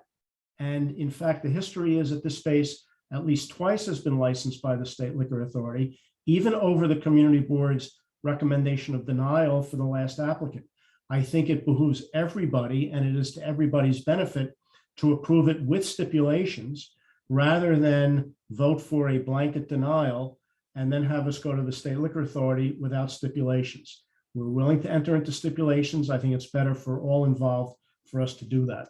And that's all I wanted to say. If Vlad and Wolf, if you have anything to add, this is your last chance. Yeah, thank you, Donald. I just wanted to add one last thing, like you said, because it's the last chance. I've heard a lot of talk about people not wanting another bar, and I've heard a lot of talk about not wanting these people to come in and ruin our neighborhood. I would challenge you, look at the application, look at the menu, look at every bit of thought that has gone into this. This is not a bar. This is not a nightclub. If that was our intention, that's the route we would have taken. We would have chosen a neighborhood that was more amenable to it. We would have chosen a space that was more appropriate for it. This is an opportunity for us to bring something to the neighborhood as people from the neighborhood. I hear a lot of mentions. I've been here for 15 years. Okay, I was born and raised in the Lower East Side. I am not harming the neighborhood. I want to add to it. The menu was created by my cousin who's going to come here and work his butt off. It was designed by my other cousin. Every single character, every letter written on that was hand drawn. Before saying you don't want another bar, you don't want us in your neighborhood, I understand the concern about nightclubs, but this isn't nightclub. This is adding to the cultural integrity and diversity of the neighborhood by somebody who's from the neighborhood. So I understand the concerns. I absolutely do, but I just challenge you, if you're going to deny us, if you're going to deny our dream, at least look at the work that we have put forward, at least look at the menu, at least look at the concept that we have articulated. And then if after that you want to deny us and you think it is in your best interest, then go ahead and do so, but I will challenge you to do that. Thanks. Okay, and I just want to remind, I'm just going to say this again, that when people are speaking for the public applicants, calling people by name, be respectful of everyone that's in the meeting, please. People are entitled to their opinion. I will say something if I think that's something that someone has said is offensive or, so please leave that to me as the chair. Please be respectful, everyone, in your comments.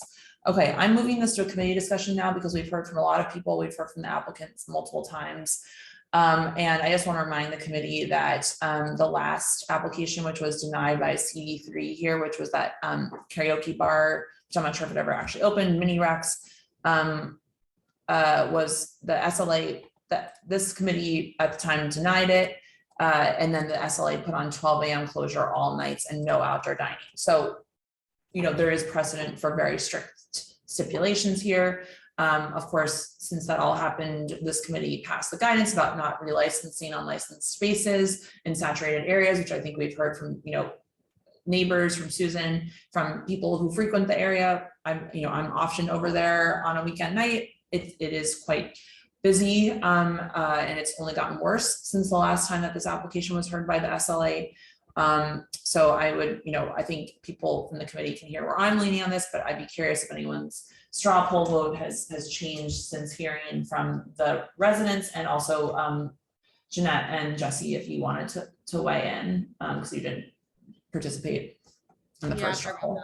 My internet ducked out. I think, especially because we signed a resolution with guidance, I think the claim that the restaurant is being placed here because it's not a clubby area, I don't get that vibe from the address and the location. So given the guidance that we've written and we all signed and agreed to a couple months ago, I don't think it makes sense to approve a liquor license here.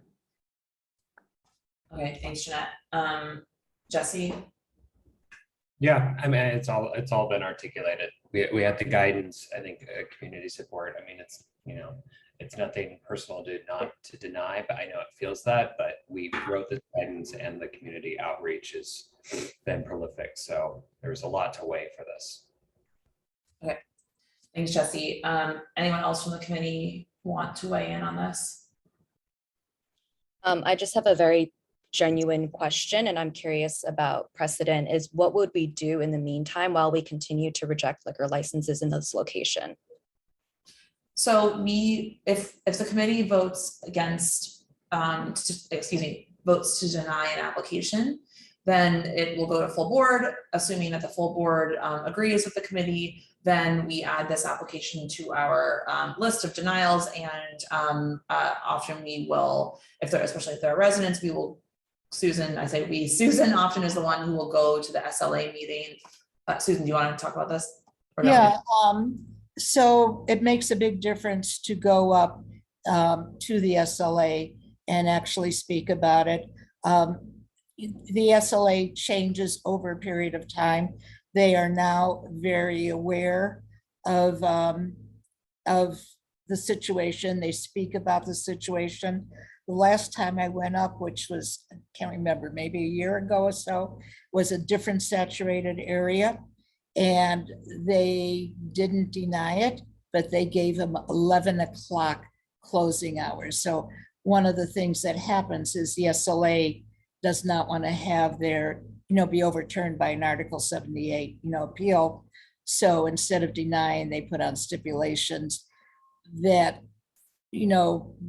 generally a restaurant will no longer open there because who couldn't be viable at 11? But even if they did open, they're not going to be a problem if they're closed by 11. So, so I believe in these areas where there's, like even police support, that we have a lot of weight. And again, it's not about this particular place, whether it's a bar or a restaurant. It's really about adding people to the area. Yeah, that's a good question, Amanda. Thank you for asking it, and thank you, Susan, for the answer. Anyone else from the committee have anything to weigh in on?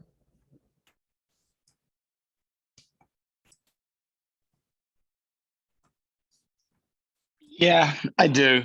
I want to note that Wolfgang and the applicants, they're right. Their application is better than almost any I've ever seen.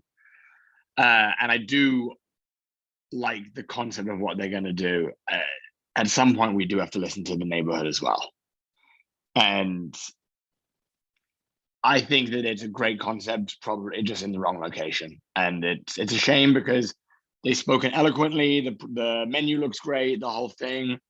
And I hope that we see them in front of this community board for this product in a less contentious area.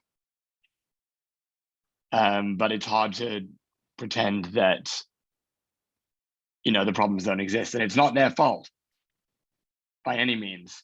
They're just trying to do a great thing in a bad place. So that's my take. Thanks, Jamie. Okay, David, anything else? I know you already, is there anything else you want to add, David? No, it's all been said very well. Okay. Make the right decision. Thank you. Okay.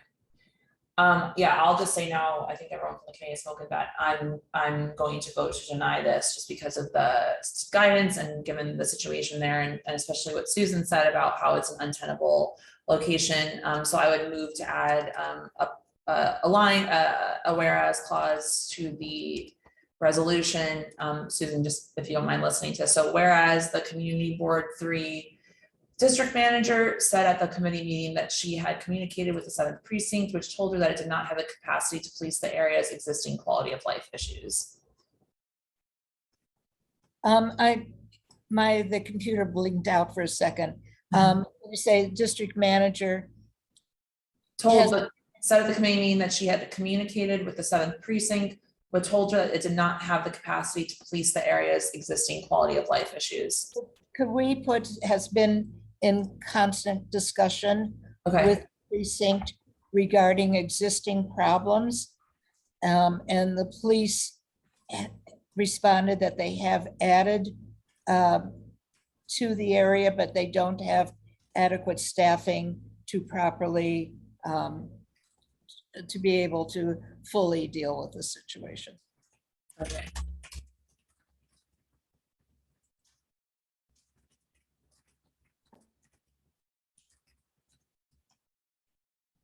Okay, so whereas the community board 3 district manager said at the committee meeting that she has been in constant communication with the 7th precinct regarding existing quality of life issues in the neighborhood, in the area. And the police responded that it had added capacity, but didn't have adequate staffing to deal with the situation.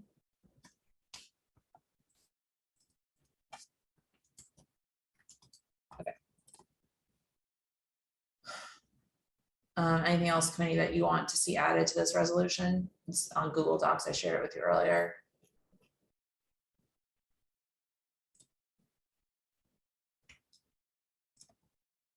Okay. Any opposition to moving this to a vote?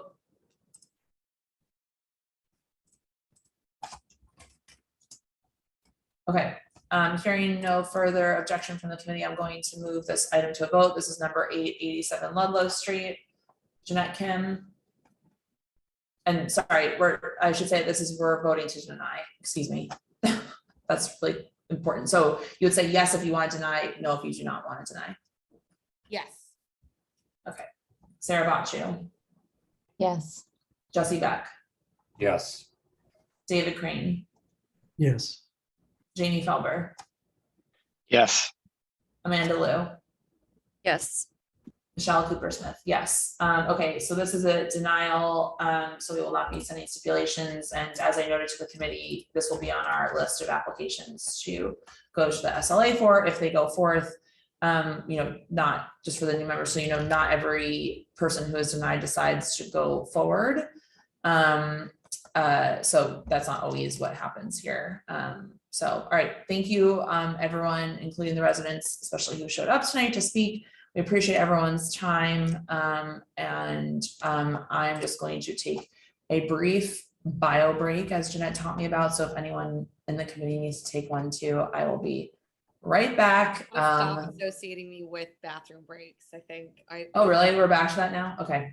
All right. I don't work in tech, so I wouldn't know, but all right. Thanks. All right. So we're just going to pause for 2 minutes and then we're going to go to number 9, 9193 Baxter Street. Thanks.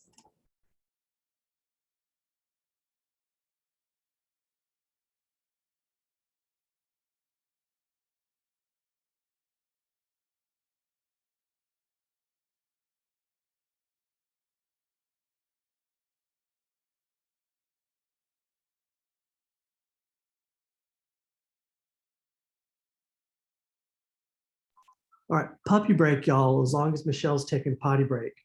Oh my gosh. Zelda just joined us last. Hi, Zelda.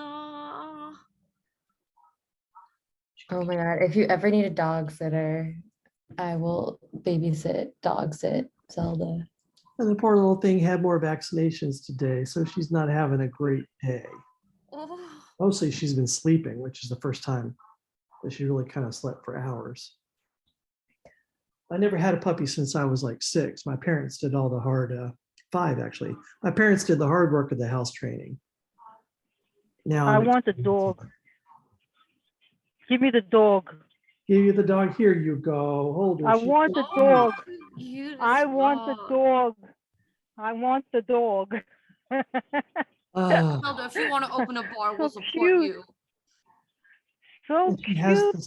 She has that new puppy smell too. It's so nice. How old? How old is she? She's 5 months.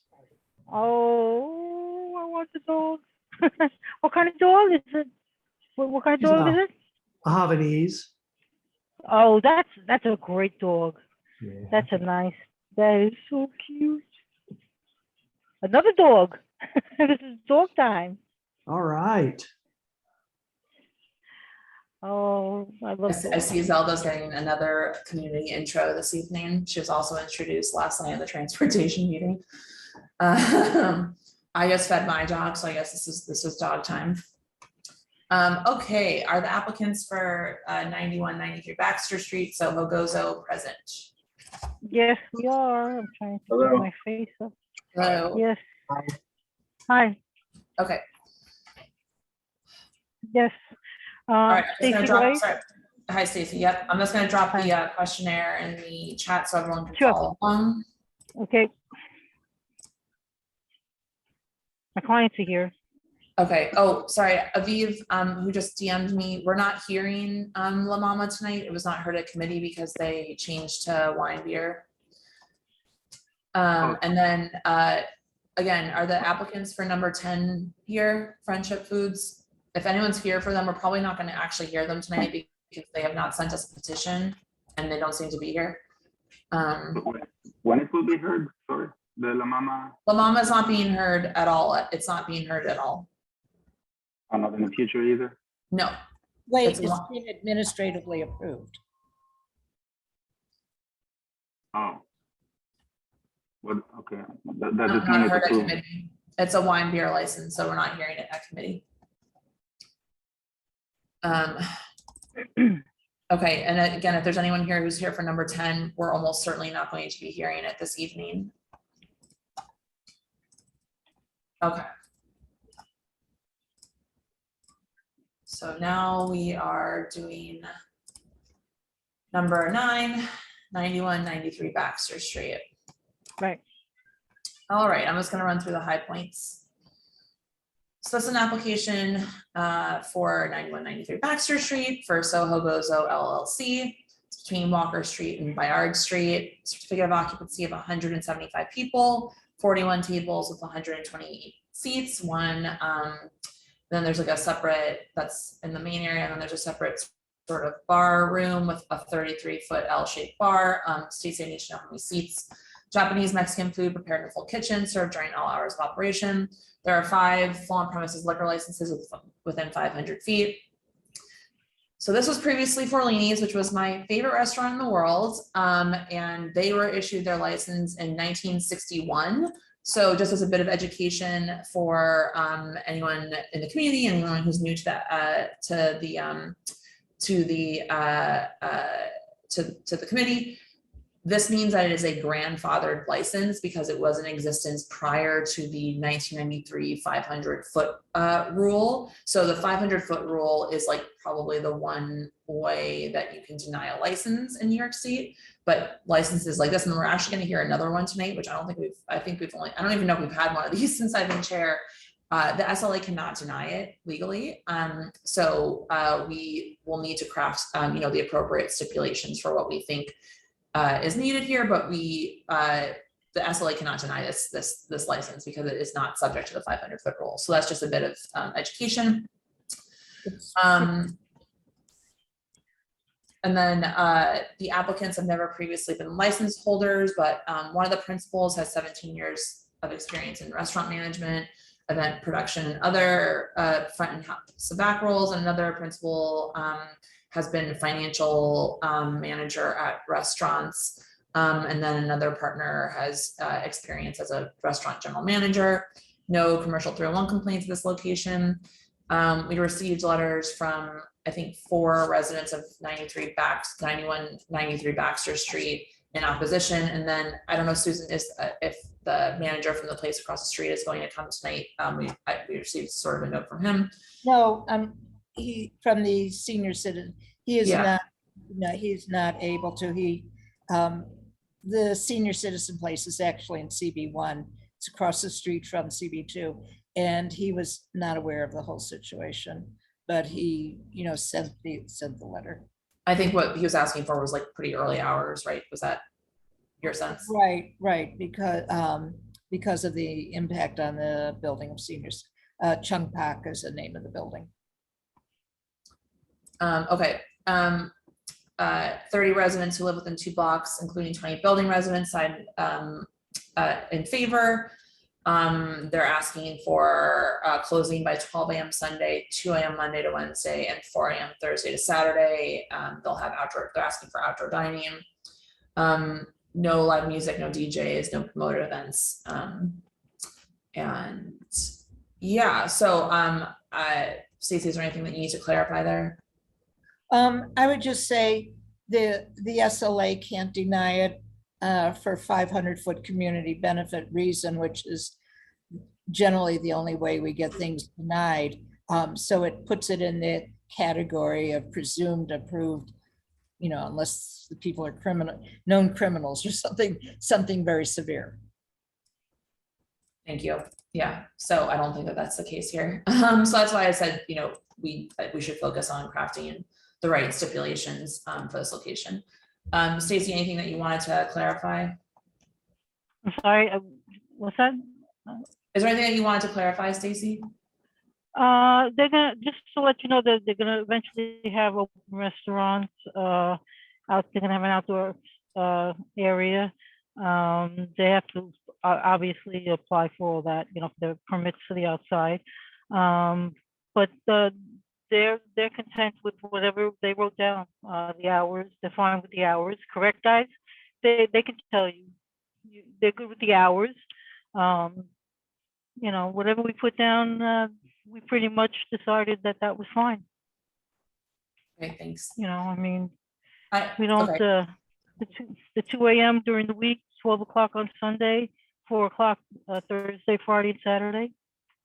They're not going to have any live music. They're going to have a background music recorded. You know, they're good with that.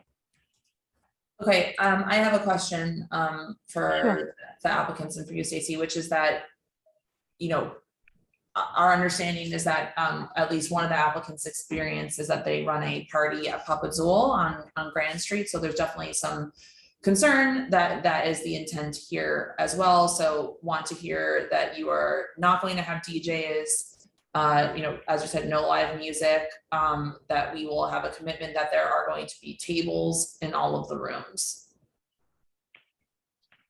Yes, of course. Hi, my name is Marcelo. I'm one of the applicants, the one you're referring to. I work with Papa Zool in various capacities. Yeah, that's not a problem. All the rooms will have tables.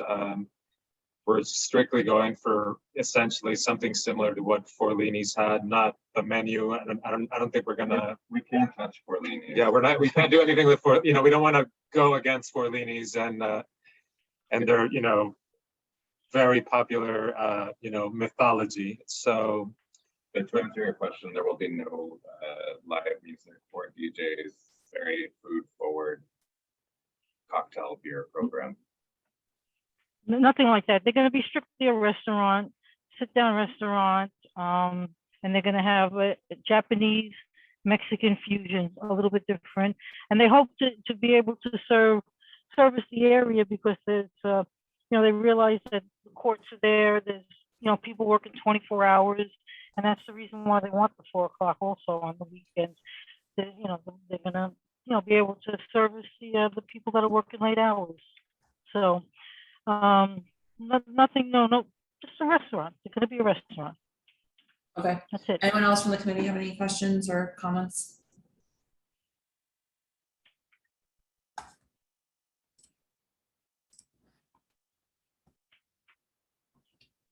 Okay. All right, if you're here from the public to speak on this item, again, this is number 991 Baxter Street. Please put up your hand. I'll call on you in the order that I see you. Zoom hand, excuse me. Okay, first hand I see is Jan Lee. Jan, go ahead. Oh, hi, Michelle. Thank you, committee. Can you hear me okay? Yep, go ahead. There's a couple of residents and also the director of Chung Park across the street who our block association has spent considerable time talking with. And they're going to testify. A couple of residents have very serious concerns that were brought to us regarding how the petitions were circulated. They felt strongly that there was some misrepresentation about what the people were signing. Of particular interest is a second floor resident, Jillian, who was known to me personally. She was never contacted, which seems strange that somebody who would be the most impacted or one of the most impacted wouldn't be you know, made aware of this petition that was going around. I do want to say that this area, whether it's Community Board 1 or 2, you know, we were talking about a matter of a few feet difference. Baxter Street is actually divided down the middle between one community board and another. However, that street and that surrounding area for the entirety of Baxter Street is horrible right now because of the construction for the jail process that's happening. So we have essentially daytime noise that is already started, and that's before the demolition, and many other issues that are rising because of this major process that's happening. And what we don't want is for the residents on Baxter, but also the 80 plus units of Chungpak senior low-income housing to be impacted in the nighttime as well.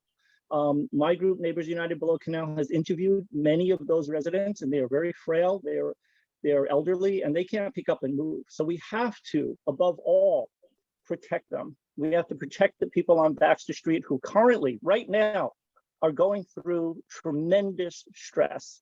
And that's in the daytime hours. We cannot, absolutely cannot, put them through nighttime stress as well. And there is no reason to have this restaurant open at 2 or 4 a.m. So we're completely advising you to deny a late night location, particularly because these folks have not had a license before themselves. And Okay. so, yeah. Thank you. Thank Next you, hand Michelle. yeah, of course. The next hand I see is Alex Gina. Sorry if I'm mispronouncing your last name. Go ahead. This one. If Jillian can go first on behalf of the tenants, that would be absolutely amazing. Sure, Jillian, go ahead. Thank you. Hi, my name is Jillian, and I'm going to be representing the tenants of 91 and 93 Baxter. We oppose. Sorry, I just want to interrupt and say, we ask that people kind of prove that they're representing all the tenants. If we can't really just take for your word that you're representing everyone. So if you can't do that, we're just gonna have to take as your own personal testimony. Just want to make that clear. That's for all circumstances like this. Okay. Thanks. Sure. So I oppose the liquor license for the following reasons.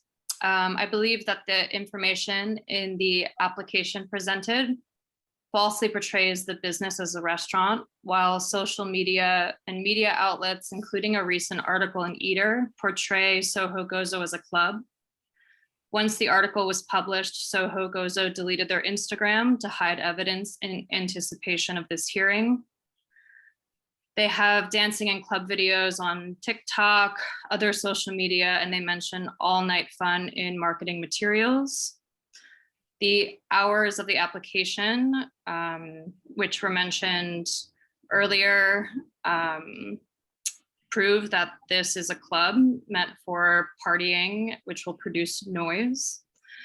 And according to 311, 65 noise complaints were filed at Papa Zool, and that was only in a 6-month period. And I would like to point out that the other bar on the block, which is Whiskey Tavern, only received 8 complaints in the same 6-month period. So we're really concerned about that. With the impending jail construction across the street, tenants will be facing all-day noise, and with a club opening noise all night, which poses and creates unsafe, unacceptable, and subpar living conditions, especially for our elderly residents and the children that live in the building.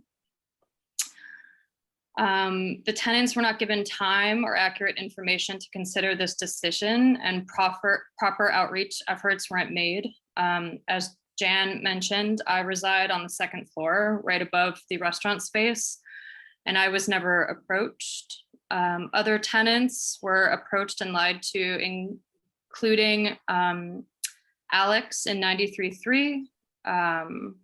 He asked about noise and was told that they would be quiet. Other tenants who do not speak English were approached without translation, including Miss Choi, an elderly woman who resides in 91.4, which is grossly disrespectful to a community of people who have been subject to a rise of anti-Asian violence in the recent years. Jillian, if you mind wrapping up, that'd be great. Sure. Thank you. The Chungpak Senior Center across the street has not been approached, and I just wanted to mention that the block, as Jan mentioned, is really stressful. I've been harassed by drunk people on the block. I've witnessed drunk people harass the elderly on the block. Adding this club to the block would really impact our quality of life, and we oppose. So thank you. Thank you. Okay.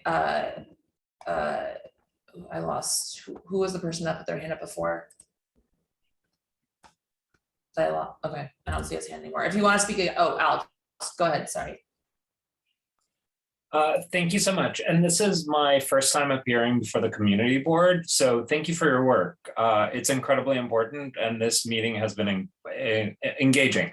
I live literally right above Ferlini's. I can hear them. I can hear the restaurant. Joe, Big Joe, they were absolutely amazing landlords. That can be argued in a few ways, but they knew how to make an amazing red sauce dish, create an amazing environment. I don't see that in this menu. There was a fusion Mexican restaurant on the corner. It folded. When I look at that menu, I cannot support Sohogozo opening. I don't see how they can stay afloat other than by being a club. The Eater article fundamentally mentions that DJs are opening a club space. They are going to have live music no matter what you do as a community board. How can we enforce this once they break the law? That's what I don't fully understand. Looking at their TikTok, looking at their now hidden social media, looking at everything that they're doing to actually obfuscate and making sure that the application, they lied on the application. They did not represent themselves properly when they came to my door. They did not, I don't see how this liquor, the board can actually move forward. And it greatly concerns me that by default, they will get a liquor license. I feel disenfranchised at a 10. My quality of life is going to go down. I can't have a club open until 4 a.m. where I can hear the music playing right now. If I can just show the board, this is their TikTok. This is the club that is going to be open right underneath my floor. Alex, can I ask you if you could, hold on, please. Alex, I just want to ask you because I'm hearing that people are, and we received some emails that people feel that the application was misrepresented, but I'm concerned that we're conflating what they're doing now versus what they're proposing to do in the application, and I want to be here to evaluate the application. So can you just expand what you mean that you felt that they misrepresented themselves when they came to your door? But they don't have a passion for food. I looked at the resume. It's not chef run, it's hospitality run. There is a clear path to, this will be a club. There will be dancing, there will be Latin music. It says it in their collateral material. This is all night fun. They say it in their application. We will have all night fun. My question to the board, if I can ask, what happens when they break the law? What happens when they violate their application? What is our recourse to tenants when at 4 a.m. I hear dance music from Thursday to Saturday? What can we do as tenants once the process is approved? Are we just calling the 311 every single night and hoping for the best? Okay, so let's not presume that people are going to break their stipulations, but Susan, would you speak to the process if that is something that happens, what people should do? Susan, if you're there. Yeah, okay, thank you. So there's two means of enforcement. One is New York City and one is the state. Stipulations go on the state license, so they are a method of the operation. If they don't follow them, then they're breaking their license.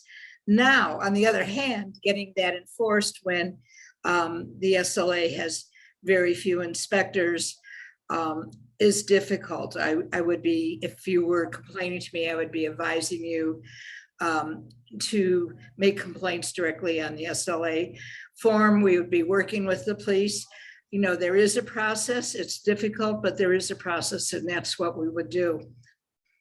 And I also want to just suggest that people should also let their state assembly and state senators know that they need more inspectors and better enforcement at the SLA.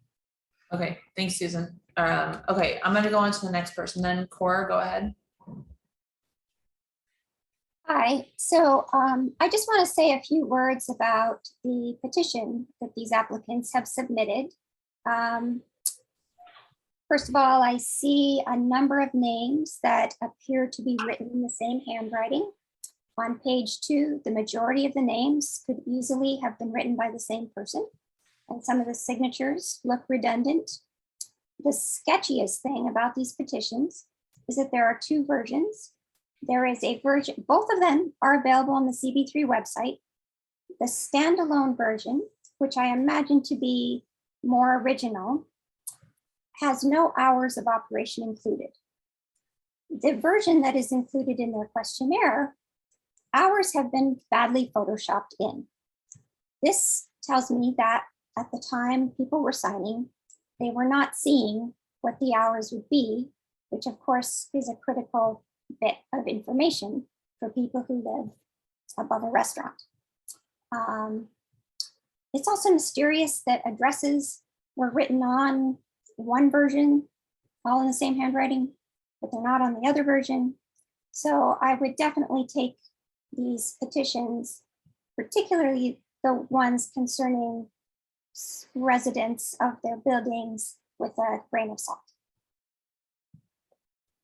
Thanks, Cora. Okay, the next hand I see is Monica Liu.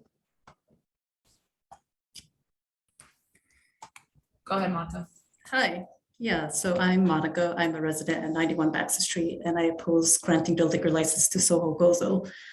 Based on all of their social media accounts, Sohogozo is a club and not a restaurant. It's run by DJs who throw Latin music parties. They deleted the social media accounts right before this meeting. They charge club fees. There are videos on social media showing their club. Their DJs promote events on their social media accounts. There are Google reviews that mention that their current location turns into a club after 10 p.m. Additionally, they gather signatures in support by lying about their business, and that is to the English-speaking tenants. So as a Chinese woman whose parents speak limited English, I want to especially speak to the point that Sohogozo gathered signatures from neighbors who do not speak English. I'm outraged by this. One of the signatures is from a sweet elderly lady who I personally can attest does not speak any English. There are other neighbors who I have only ever spoken to in Chinese. It is incredibly disgraceful for them to prey on vulnerable neighbors like this. I've lived in Chinatown for over 20 years. This type of business dramatically changes the neighborhood and would negatively affect quality of life. Chinatown is a quiet residential immigrant neighborhood. There's a low-income senior housing complex across the street, which houses over 100 seniors ranging from 65 to 109 years old. And that's not even to mention that there is the jail construction that is going on currently and will be going on for the next 7 years. So there will be noise during the day, and then with the club, there will be noise during the night. There will be drunken people on the streets. They will be harassing people. There will be vomits in the streets. I have been harassed by drunken people before. Drunken people have been in our building. I just question the integrity of this business based on the fact that they already lied on their application. I question the validity of all the signatures. I'm finishing up. I also question the validity of all the signatures, considering that it's the same handwriting and full names are not listed. And I know for a fact that many of the tenants do not speak English. Thank you. Okay, the next hand I see is Paul. Paul, go ahead. Hey, how's it going? Thanks for your time. I just want to underscore the above points about diminished quality of life, especially with the late closing time, 4 a.m. If it's not a club, I guess I don't know how that would be defined, but like live recorded music being played through speakers that late will inevitably bleed. I've experienced even when Forlini's had live music, it would bleed, and it was like 9 p.m., which wasn't a problem, but any past 2 a.m. certainly would. Also, just by the nature of being open that late, it would just further fill the block up with potential violence. It's already getting quite sketchy around here. I've been harassed. I had to fight off a drunk person from Ferlini's before, and my girlfriend's been harassed coming in a few times. So just, yeah, repeating those points. Thank you. Thanks, Paul. Okay, the next hand I see is Susan. Go ahead.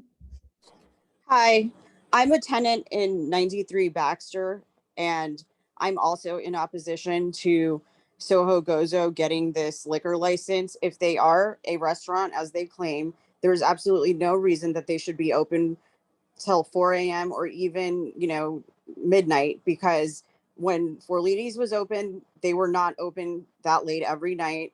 And the neighborhood has already been decimated since COVID. We have a lot of crime in the area. I have personally been harassed by drunk people. They have been in our hallways. They have harassed women. It is not safe, and we don't need this. It will not help the community at all. And I also noticed that my apartment was listed on the list of signatures. I am the sole leaseholder for this apartment, so that signature is void. It's not valid. It was signed by my boyfriend, I assume, although I'm not even sure that he hasn't said that he signed it. And I am in opposition to Sohogozo. So I just think that I should underscore the fact that, most of the people in this building do not speak English, and a lot of people are elderly, and I just can't imagine that they would have signed knowing what kind of business this is supposed to be. Thank you. Thanks, Susan. I want to give the applicants a chance to speak to, or Stacy a chance to speak to this situation about the petition that we're hearing. I mean, I know I had asked you guys to resubmit it because it was unclear to me what the addresses were. But yeah, if you could just speak to that with the hours. Yeah, hi. It's very shocking to hear. I mean, we actually hired a translator to come with us that speaks perfect Chinese. From what we understood, it was somebody that was recommended by the. Sorry. Continue. Sorry, that was from the last one. Yeah, he was someone that was recommended by the guys that work with the Forlinis for a long time. That's how we got a hold of him.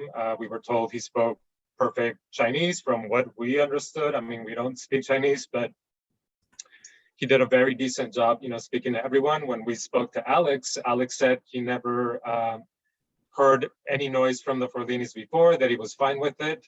He signed the petition. As for the Sohogozo thing, I mean, I think two things are getting mixed up here. We started using that name because we have a community down in Soho, clearly because of the name. But as you mentioned, our operations are entirely different. What Papatsul has going on is not entirely related just to us. I mean, that's Papatsul's manager, like that, the owner, everyone else out there. Those people are not involved whatsoever in what we're doing over here. It's not gonna be, I mean, as we said, we're not doing a club at all. We were very clear with that. We told Alex, we gave him a menu. We tried, the people that we didn't speak to, we tried knocking on everyone's door. We went door by door. I'm not sure if it was Monica or I think it was Jillian who mentioned we never knocked on her door. I mean, we did not. We knocked on every single door. Possibly she didn't happen to be there at the time.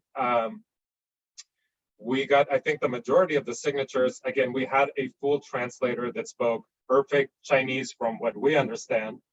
That was recommended to us by the old Forlini staff. So I'm not really sure, how we're going back to the signatures. I think, yeah, Michelle, as you mentioned, you asked us to resubmit the signatures because one side was missing the address, and that's because the guy that was helping us fill out the applications, he assumed he put 91 and then 92 on the separate piece of paper. So he kind of assumed that meant that people knew that one of the pages was for 91 Baxter, the other one was for 93 Baxter. I think that's also why like the addresses on one side weren't added, but all the signatures are legit signatures obtained going door by door. Alex, my partner and I, we went around the neighborhood, you know, collecting signatures from the other business owners, people on the same, all around the block. Absolutely nothing has been falsified whatsoever.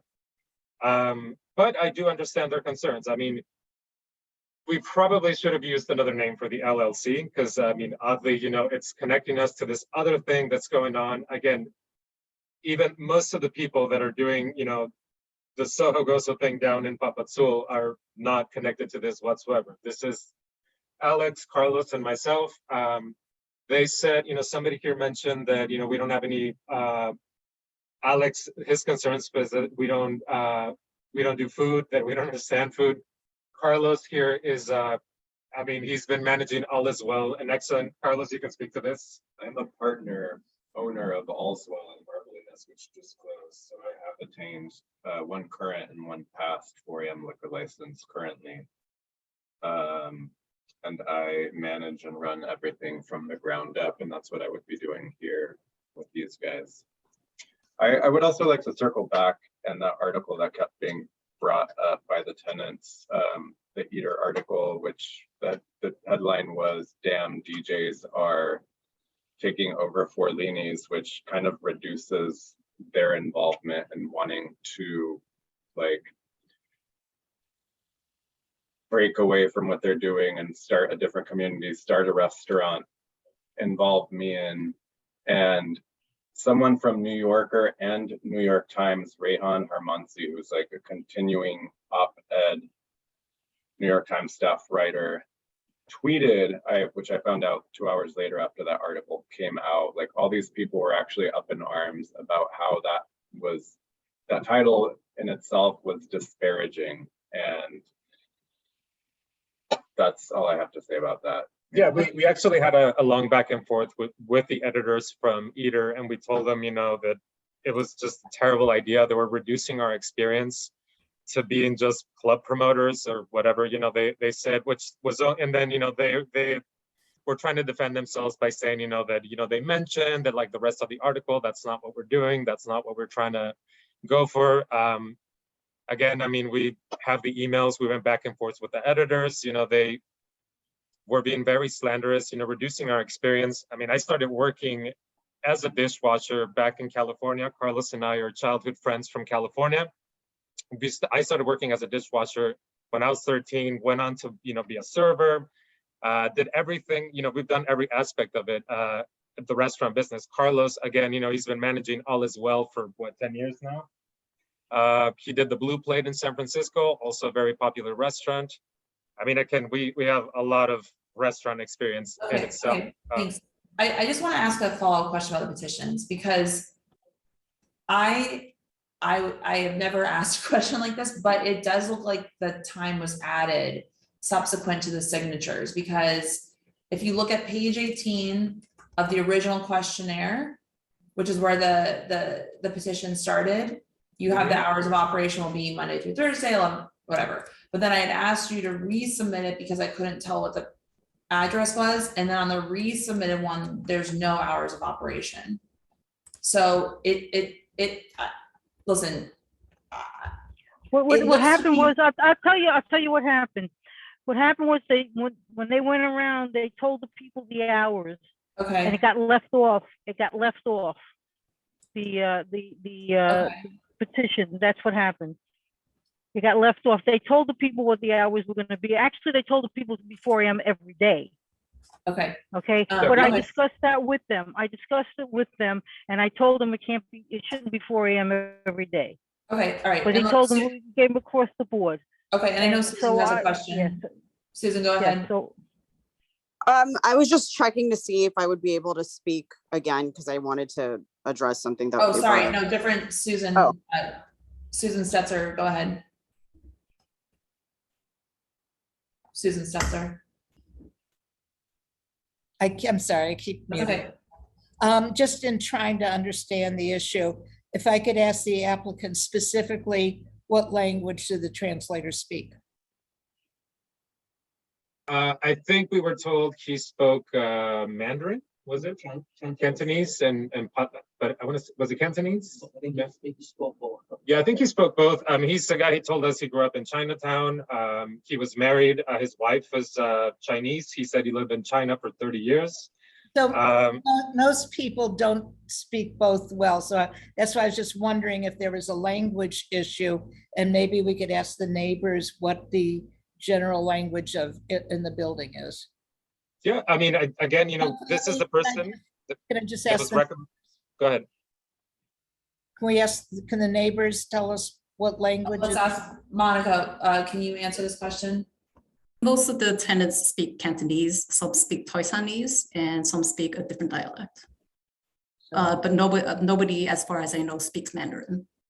Okay, so I was just wondering, because just knowing that's often difficult in translation, where we have to have 2 or 3 different translators. You know, I just wondered if that might be the problem. I would say a petition without hours is not a petition. Yeah, no, we were told, yeah, I mean, we saw our translator having a back and forth, a lengthy back and forth with most of the people that he spoke to. It wasn't, you know, it wasn't like a, I mean, and I think if they wouldn't have understood what we were saying, they would have, he would have told us, or we hope that he would have told us. We assume that all of this was done in good faith because, again, it was somebody that the Forlinis themselves recommended to us. And, you know, the Forlinis, as you guys may or may not know, they own the building for as long as, I think, I don't know, maybe 70 years or whatever. We would assume that it was the same person that they probably used to communicate with some of the residents. Furniture, again, it was somebody. Wait, you know what? I changed it because they had 4 a.m. That's what I'm saying. They had 4 a.m. the whole time. I changed it to. Stacey, that's not what we're talking about. We're talking about whether there's a language barrier while doing. Oh, okay, all right. No, I just wanted to correct myself on that. I didn't have. I changed it from 4 to, you know, change the time. It had 4 a.m. every day. So that's maybe why it looks like it was. All right, go ahead. I'll explain it later. So, Susan, yeah, so, and I mean, I think the other thing we were very clear about is that we were basically doing, you know, something very similar to what the Forlinis were doing. The Forlinis had a 4 a.m. license since the 60s. So, I mean, that was the other thing, you know, that we didn't think we were tricking anybody and we were not leaving anything out. That's been our whole idea since, you know, we decided to work on the spot. The Forlinis, I mean, you know, continuing, obviously we're not going to mess with the Forlinis' food. You know, that's not what we were going for. But again, everything, absolutely everything was acquired in good faith. We went through the translator that the Forlinis suggested. What better person, you know, than someone that owned the building for years and years and years. Again, if there was some miscommunication or like somebody they understood, it didn't seem like it. Our translator had some sort of back and forth with just about everyone that gave us their signatures. So, you know, it would just seem very, very odd to me, you know, that, or it sounds very odd to me, you know, that, you know, some of these residents would say that we didn't do a sufficient or like thorough enough job, because I believe we were, again, very thorough. Okay, all right, David, your hand's up for a while. David, go ahead. Yeah, I want to talk about those signatures or the petition itself, the line where I do not think that I have heard an accurate explanation of what happened with that. If you look closely, you will see that this is a text overlay within the PDF. There was nothing written there when those were distributed, dollars to donuts. So I don't know how big of a deal to make of it, but I don't think that someone is being truthful. David, I think what they said is that they didn't have it on when they were going around, but they It told wasn't the there at all, people but I also verbally. heard that it was something else. I'm telling you that there was nothing there. And why was it submitted to us as if it had been there? Because that's the only reason that you would type it in there, is to give us the impression that that's what people saw when they signed it. They didn't see anything there. There was nothing written there when it was distributed and when people were signing it. It was empty. You may have spoken it, I don't know. But anybody who could read would not have been able to read the hours because they weren't there. So why did you submit it to us with a text overlay? It's not a Photoshop, it's not changed, it's an addition. After someone scanned it, someone typed it in with a PDF editor. This doesn't seem honest to me. Sorry, if I can speak to that. Actually, what we did is that we filled out everything and then printed it and then took it down to get signed. So the reason we do a lot of stuff digitally, or, you know, we try to fill out applications digitally because we share them, you know, it makes it a lot quicker. But I guarantee you the information that was on there was. No, I'm talking about the scan of the petition. There are 4 petition signature pages way down toward the end. And it was a scan of a piece of paper. You can sort of see that the line has a little curve in it, as scans often will. Yeah. And there is very crisp text you can select with your mouse that shows that after it was scanned, someone has typed in the Monday, Friday, Saturday, Sunday hours, and then they submitted that PDF to us. I'm not sure. Yes, sorry, I don't want to back and forth here anymore, David. Sorry, not to you, David. I mean to the you know, a petition, it is pretty clear that the petition that was being circulated to the residents did not have the hours on it. That is what we were told, and that they were giving it verbally. So that is not a petition. Jeanette, I see your hand up. Jeanette, go ahead. I might make a suggestion here. If it was done in good faith, then there should be no issue in going back and getting the signatures again. I have like a lot of issues with accepting these petitions as they are. Like I see some irregularities, fine. If it was in good faith, I think the applicants can go back and get them again and just come back to the next SLA meeting. And like, I don't want to spend this entire meeting talking about the veracity of these signatures. If it was done in good faith, I'm sure they can do it again. So that's what I would suggest, instead of, because I can't accept it as is. It's clear that it was doctored in some way. Whether in good faith or not is not the assessment that I'm making, but it was doctored after the fact. So I suggest we just. Sorry. Thank you, Jeanette. So I would ask the applicants, we've done this before, if you'd be willing to withdraw this evening, redo your outreach, and you can send in a new 30-day notice to come back next month so that we can evaluate this application properly. You know, as I was saying over and over about number 10, we cannot evaluate an application properly or at all, excuse me, without a petition. And I think, you know, the committee has come to the conclusion that, and, you know, Susan also, this is not a petition that we can accept because it's pretty clear that the hours were added subsequent to the signature collection. What it looks like is that you did that. And then when I asked you for the resubmission, you forgot to re-Photoshop it. So it was very clear what happened there. So would you be willing to withdraw tonight? You'd have to send us an email to confirm that, and then you know, re-notify the board and redo the outreach. I'm sorry, I'm almost kind of not entirely clear where you're saying that you think we photoshopped anything. To be, nothing has been photoshopped whatsoever. You cannot tell me that the petition. Go look at the petition. If we can take some time, look at page. Yeah, 21. hold on a second. I'll pull it up. Let's not take page 21. So here's what was posted on the community board. The first is on page 18. If you look at, Susan, go ahead. I was just going to say, Stacy already said it wasn't on the petition, or they were told verbally. So what happened was we had 4 a.m. across the board on there, and we told them it was 4 a.m. So what happened was, when we changed the petition to the right hours, I changed the petition to the right hours. Now, the one that was submitted without anything on it, what happened was there was nothing on it, right? Because I didn't get a chance to change the 4 a.m., right, to the right hours. That's what happened. So you're saying submitted verbally, it was, which does not. Well, it was verbal, and it had the 4 a.m. So what happened was, when they changed, by the time you had asked them to submit the what do you call it, the building numbers, I had taken off the 4 a.m. across the board, and they submitted the date, the building number, right? The building numbers, but I didn't get a chance to change it to the correct hours because it had 4 a.m. across the board. There are no hours on the resubmitted petition. I just posted it in the chat. Right, it had no hours because I was in the middle of changing it to the right hours. You shouldn't be changing the petition. Why would we accept a petition that's been changed after people have signed it? That is our issue. Because it had 4 a.m. across the board, and that wasn't going to be the correct hours. Okay, all right. We were changing it to less hours. I'm just going to ask you again. Are you willing to withdraw and put the correct hours on your petition?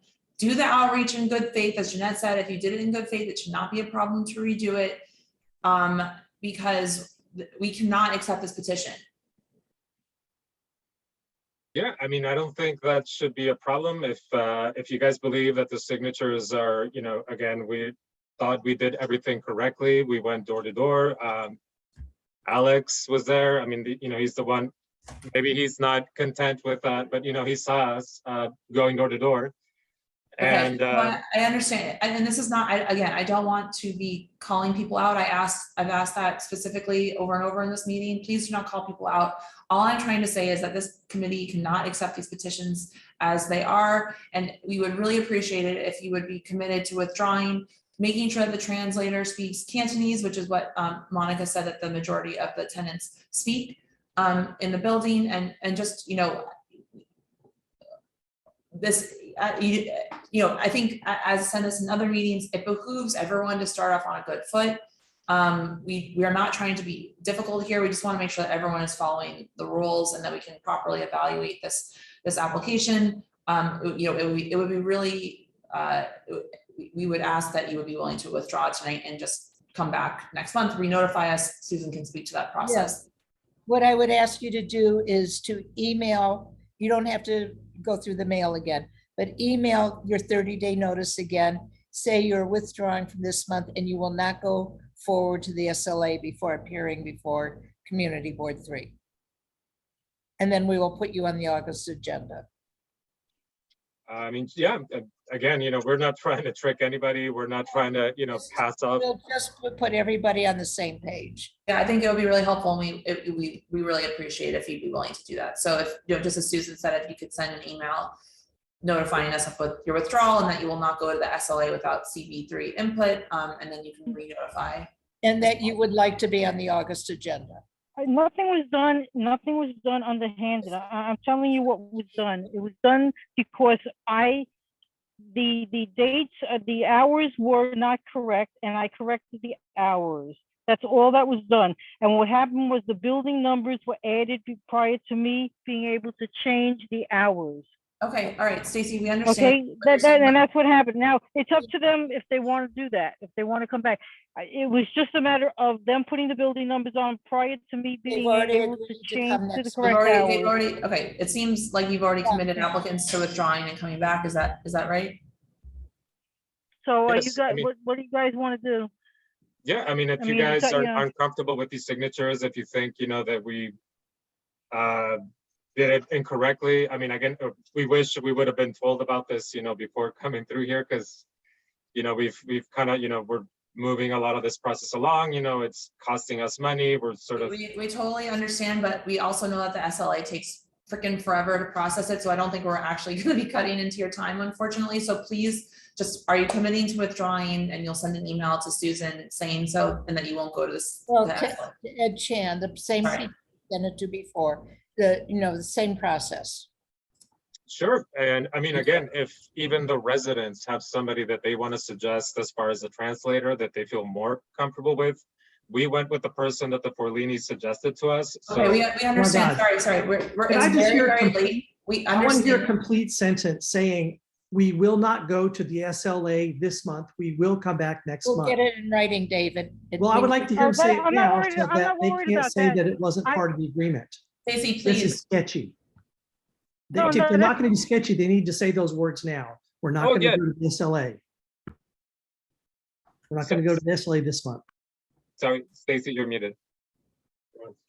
Yeah, no, absolutely. We're not going to go to the SLA this month. That's not, Yes, David, sure. Okay, thank you. Thank you for committing to that. Okay, so please send that email that Susan asked. We really appreciate your time. We appreciate the residents' time for coming out. Again, not trying to be difficult, just trying to be fair here so that we can properly evaluate the application. So thank you all for your time. We're going to move on to the next agenda item. And it would be great if you could send that email while we're still in the meeting, just so that we can confirm that that's the case. Okay. I'm going to move on to Susan. Anything else to add before we move on? No, I won't be on the email. I don't believe they have my email. They're sending it to Ed, but. Oh, okay. Okay. All right. Thank you. Excuse me. Can I ask a question? I was muted. I didn't realize it. My question is, is the only issue the petition, or are we going to have to go through the whole The petition whole needs thing to again. have the hours on it when you're No, showing. I understand that. No, I understand. I was muted. I didn't realize that I was on mute. And I was trying to say before that when I changed what happened was. The only, Stacy, please, you need, if you want, and I think you should, if you're going to change the hours, then you should do a different application too, a different questionnaire. Please have everything aligned so that everyone knows what the deal is. Okay, thank you. All right, moving on to number 13, 132 2nd Avenue. Are the applicants here?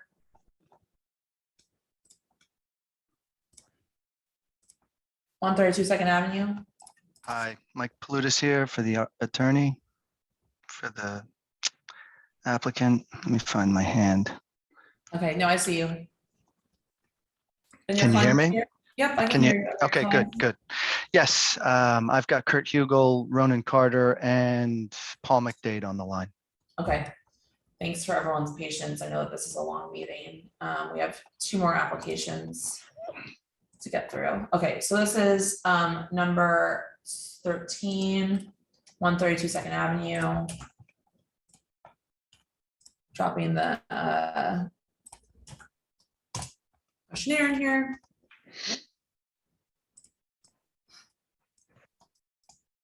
Okay, so this is our second grandfather location of the evening. So what Susan and I said stands, that this is presumed approved unless there's something really incredibly problematic with the applicant, which in our research we did not find. So this is an application for 132 2nd Avenue on the corner of St. Mark's. This is currently Dallas Barbecue. C of O of 118 people, 28 tables and 88 seats, 131-foot 3-inch bar with 7 seats, and 126-foot 11-inch bar with 9 seats. A full kitchen serving American food during all hours of operation. No televisions, and then I'm going to ask for clarity on the music situation. There are 21 full on-premises liquor licenses within 500 feet per the lamp map. As I mentioned, this location has been continuously licensed since February 1987, before I was born, as Dallas Barbecue, which is before the 500-foot law was passed. And there have been no recent complaints known to the community board at this location, and 0 301 complaints here. This applicant is currently a license holder at 10 places in New York, one of which is in CB3 at Jackdaw, which Community Board 3 approved in December 2018 with closing hours at 4 a.m., no live music or DJs. We've received complaints from at least one resident about Jackdaw, specifically about noise issues, including that they use speakers outside for their outdoor dining. 32 residents who live within 4 blocks signed a petition in favor of the application. The applicants are asking for 4 a.m. close all night and outdoor dining, which I believe at this location could only be sidewalk. There's no curbside space for it. And then if you guys could clarify what the request for music is, that would be super helpful. Sure. The music will be acoustic only, I believe acoustic guitar. What? I'm happy to Yeah, so can you just expound upon that? Like how many times per week, per month? you know, I don't know that they have an exact number in mind. I think they can agree that it will end at 9 p.m. though. Okay. So if that's helpful, that's a restriction I think they're willing to agree to.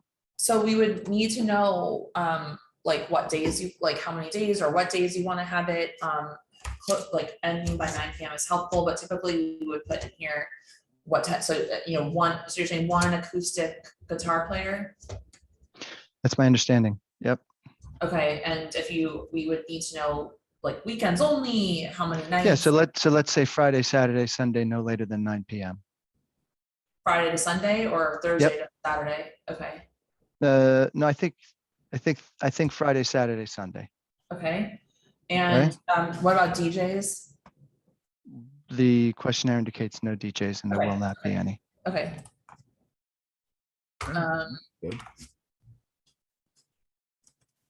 Okay. Ambient. So I'm going to say ambient background music. Both recorded and obviously committee, we do not need to accept this, but this is what they're asking for. And an acoustic guitar player until 9 p.m. Friday to Sunday. Okay, thank you for clarifying that. Anything else you need to clarify from what I said? No, I'll point out that the plan is to open for breakfast, although they're not stipulating to it because they don't want to be restricted. The plan is to open for breakfast. That is the concept at Lulu's in Delray Beach. So in addition to the licenses that you mentioned in New York City, this team also operates 2 locations in Delray Beach and 1 location in Hoboken, New Jersey. And the concept here is really being, it's really going to be a carbon copy of Lulu's Cafe in Delray Beach, where breakfast is served. So they're planning to do that here. Although if it's not working the same way it works in Delray Beach, it may be discontinued. So I don't want to include it in this stipulation. Okay, so are you saying that you would actually be committing to opening it at 5 or 4? Yeah, we can do that if that's, that they will be open for lunch. And they will intend be, to, so we could they put will. 11. Sorry, I misunderstood. You can put 11 to 4. Okay. What I'm telling you is they will be opening for breakfast, but we can't commit to it because if it doesn't work out, we don't want to come back for an application to change. So that's the important part, which is that we would, if you put 11 a.m. in the license, that means that you would have to be open at 11 a.m. So would you prefer 4 p.m., 5 p.m.? They'll be open for 11 for lunch. You're saying that you don't want to. They may be open earlier than 11 is what I'm telling you. Oh, sorry. Okay, so you're saying Yes. you'll open for lunch, but not for breakfast. Apologies. That's I guess correct. 11 a.m. is my breakfast. You understand when I wake up in Nope. the They'll be morning. open for Okay. lunch. They'll be open for breakfast. They just don't want to commit to it because if it doesn't work out the way it's worked out in Delray Beach, they'll abandon it. So Got it. Okay, sorry. we can commit to 11 to 4. Fabulous. Okay, thank you for clarifying that. Yep. Obviously, I don't eat breakfast that early. Okay, anyone from the committee have any questions about this? Would it be germane to the conversation if I asked about Jackdaw and their operation there? Yeah, definitely. I guess like to the applicant, is Jackdaw allowed to have speakers outside like that? No. No. No one is. So if I could, Yeah, go ahead, Susan. I didn't know they had speakers outside if they're doing that. I believe that's what the complainant said in those emails. But it'd be good for the applicants to explain why they're doing it when it's not allowed. The speakers were removed Can we from the hear outdoor from the area. We hear, pardon? The speakers were removed from the outdoor area. Are you the applicant or the representative? If Curt would like to speak to it, Curt can go ahead and do that. Curt, go ahead. The speakers were removed. Okay, thank you. I'm glad to hear that. Could you mention when they were removed? It's been, I believe it's been a couple of months. I'm not exactly sure of what the exact date. Thank you. Okay, thanks for clarifying. Yeah, I just, we have speakers outside are not allowed ever. So anyone else from the committee want to mention anything about this?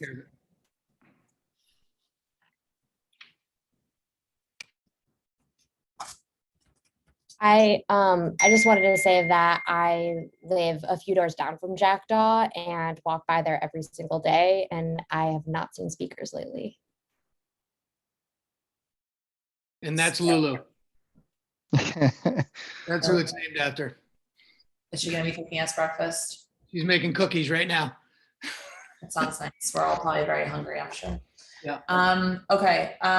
Anyone else from the committee before we go? There's 2 people from the public that are here. Anyone else from the committee before we go to the public? Okay. The first hand I see is Matt. Matt, go ahead. Thank you guys for listening. And I want to first I'm not good with public speaking, but I'll do my best here. I first want to thank every CB3 committee member. The amount of time that you volunteer here is really incredible. And I've come to a number of these meetings to hear all of the things of how you try to protect restaurants from not doing. and I live beside Jackdaw. And as of this afternoon at 5 o'clock, there are 2 very large speakers facing 2nd Avenue playing music. So it is very frustrating when someone tells me they've been removed. They've been removed from the outside structure on 13th Street, but they remain on the 2nd Avenue. I have a list of things here that I have a concern with Jackdaw. I just have a concern because earlier on in this meeting, you had made reference, once all of these stipulations are placed, how do you enforce them? I've gone to such great lengths to work with Jackdaw. I have videos, and I'm sorry I don't have any of this prior to Friday, but I can just run down a list. This is a boozy brunch place. They have unlimited drinking between 10 and 3:30. There's 1.5 hour limits. They have a happy hour prior, I think, from 12 p.m. to 8 p.m. They have free shots regularly throughout the day. They have 2 large speakers outside on 2nd Avenue. They did remove the speakers from the structure on 13th Street. They propped open their front door and their side door. So when they play all of their live DJ and live music, the music is just pushed out onto the street. They do have the amplified music, but they even have amplified music on the sidewalk periodically. They have about 100 patrons sitting out on 2nd Avenue and 13th Street between 2 sidewalk structures and 1 street setup. The street setup is not ADA accessible. The structure that they put outside on 2nd Avenue is not ADA accessible. Even if you had a wheelchair that could get into the structure, all the tables are at bar height. The sidewalk seating is past midnight. They had, prior to COVID, seating people inside during COVID when you couldn't, past the COVID restricted hours afterwards. I have videos of all of this. The sidewalk structure blocks the bus stop. They blocked parking signs. The street structure blocks irrigation because flooding happens because the structure isn't allowing that to go through. The neighbors have paid to put signs up saying that you can't, please keep the music down or keep the noise down. No, they have tables of 10 to 15 people in this structure. And with music complementing that, the noise is just insane. So my efforts, I have a DOT letter from Colleen Cottagen that there was a cease and desist letter issued on 10/27. At the time of the inspection, the inspector noticed that there was no 8-foot clearance on the sidewalk for pedestrians, no ADA ramp. The street sign was covered by the roadway setup. Sidewalk structure is attached to the restaurant storefront, which is not permitted. A cease and desist notice was issued. As of, I think, a week ago, there's no even open application. There's no application for open streets. I've spoken to CB3 and Susan, the district manager, as of October of 21. I've given her all of my complaints. I've called police. I've spoken to the SLA online. I've spoken to the borough president, Gail Brewer. I put SLA online complaints. All of this is just crazy. If you wouldn't mind just wrapping it up, that'd be great. I'll wrap it up in that what they need to do, remove the speakers. 1, close your doors all the time. You can't have music playing and have your doors out. You have to reduce the size of your tables. 10, 15 people per table is just causing boozy brunch. You need to stop your music and DJ, and that's my input. Thank you. For listening. Thank you, Matt. So I don't know, I guess we're hearing conflicting stories about the speakers. I don't know if Curt, you want to answer that about the speakers? So again, and as he's talking about the outside structure, right? During COVID with open seating, we had seating on the side. On the sidewalk side, there was part of the open seating program, and we had the large street structure that was allowed. Since then, the seating on the side has been taken away and the structure has been cut in half. There are no speakers in the structure. The side door is the side door is closed. It's an emergency exit only. The cease and desist was remedied with the DOT. It had to do with a measurement that was mismeasured in terms of the size, because everything was kind of a little ambiguous based on the small drawing that the sidewalk program had. When the DOT came out and presented to us what we need to do. Everything was remedied, and the cease and desist was taken away, and the structures that we have are legal according to the DOT. We've followed every time that there has been something that has needed to be remedied. It's been remedied with respects to the things that went on with the city sidewalks program. Aside from that, they're the only issues that we've had were, again, the speakers being outside in the street enclosure that we had have been taken away. The DOT problem was dealt with the DOT. The drain, I'll even go so far as to talk about the drainage issue that we talked about. We actually rebuilt the bottom of the structure to improve the drainage. We have ramps for, again, part of the program was that you have a ramp to make it. Can I actually, sorry, just to interrupt you. Can you also address the boozy brunch? Because it does seem like on your website that you have unlimited brunch drink specials at Jackdaw. There is a brunch special, and it's not allowed by your stipulations, and you should know that. You sign them. Susan, go ahead. So this is a constant problem. First, I want to ask, it sounds like you took the amplifiers, removed them from the structures, but they're still on the outside on 2nd Avenue. Is that true? The outside on 2nd Avenue? Yeah. No, there's nothing on the exterior of the building. There's no speakers outside anywhere outside your business. Kurt, can I jump in? Can I jump in real quick, Kurt? I think that there may be a speaker in the enclosed area, and I think that may be what they're getting at. Is that the concern, Susan? Well, yeah. I mean, I was listening to him, and he specifically said it was removed from certain areas, but he did not mention all the areas.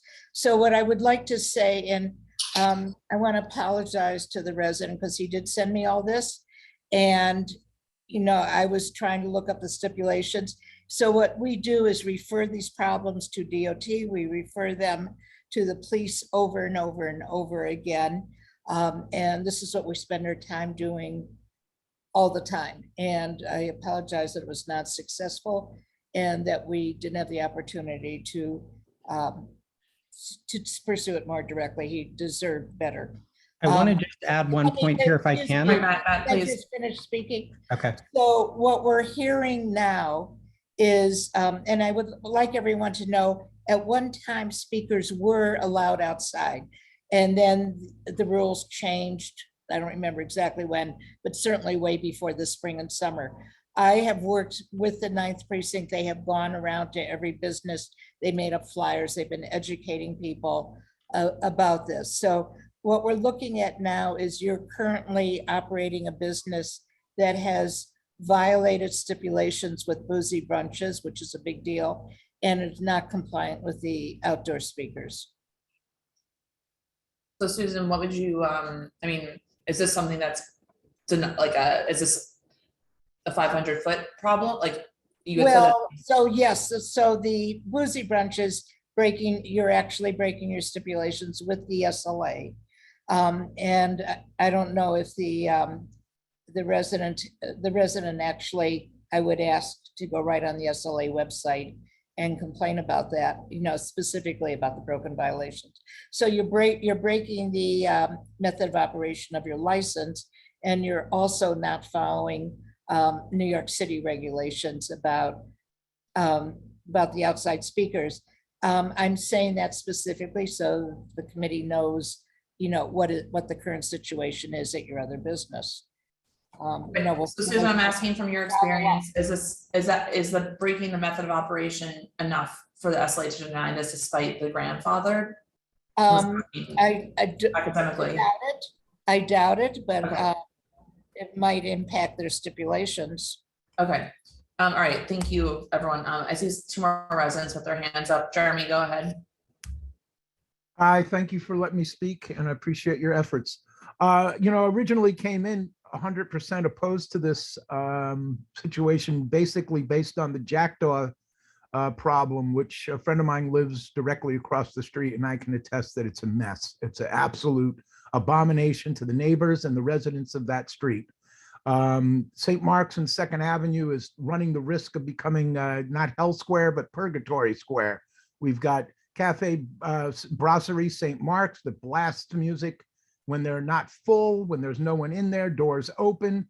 The sound carries right down St. Mark's Place. Right next door to the proposed space is Mary Lou's, which has speakers outdoors, live music 3 nights a week, and a disco that goes from 10 o'clock at night until 2 or 3 in the morning, Thursday, Friday, and Saturday. We're already having a tremendous amount of problem with that space and really don't want yet another problem on our block. This block of St. Mark's Place has traditionally been the quietest block, certainly not, church mouse quiet, but very quiet. And in the last few months since, or years since COVID is over and people are coming back to life, it's been a mess. Dallas Barbecue takes up a certain amount of real estate on the sidewalk, but their clientele is mostly working class and neighborhood and semi neighborhood people who are pretty friendly when you got to walk by. They don't give you a lot of grief. I've had other issues with other establishments, not necessarily this gentleman's places, but it's been a problem with the younger crowd that comes in to these spots. And I was hoping that for stipulations about no DJs, no loud music could be added to this rather than to be a absolute no, because I understand that having a business there is an important thing. Okay, thank you. Thank All right, you. the next hand I see is Linda. Linda, go ahead. Thank you, Michelle, and I want to thank the community board for hearing me. Do you hear me? Yep. Yeah, okay. I'm one of the owners of 132 Second Avenue, and I appreciate your time. I just want to let you know we met with the applicant, me and my partner, and we're very excited to be having him. He's a respectful businessman, and he will only be an asset to this community. So I just wanted to, introduce myself. Thank you. Thanks. Is there anyone else here from the community that's here to speak on this one, 132?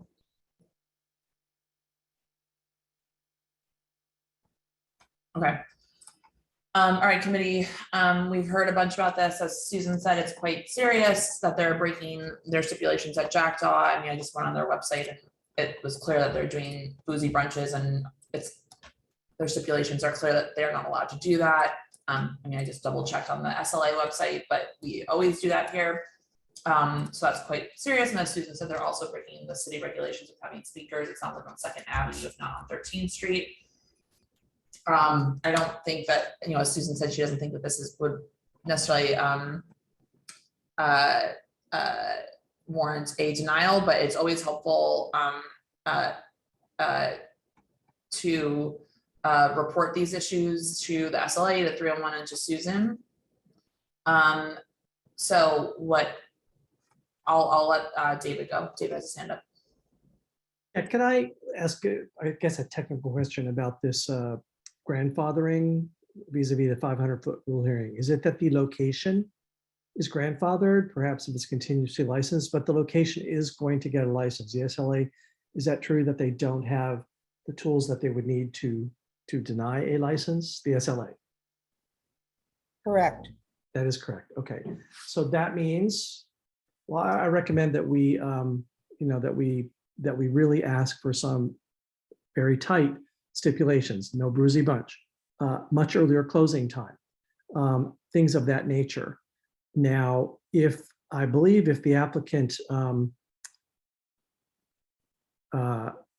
won't agree to them tonight, that we can pass a resolution telling the SLA and they would not agree to these things. And there's a problem with this operator just a few blocks away, and et cetera, and we will get our way, even if he doesn't agree tonight. I mean, that's what I believe. I don't have deep experience. I would like to hear perhaps Michelle, Susan. Well, I agree that we should put on some, I think, David, do you have stipulations that you are thinking of that you are think would be?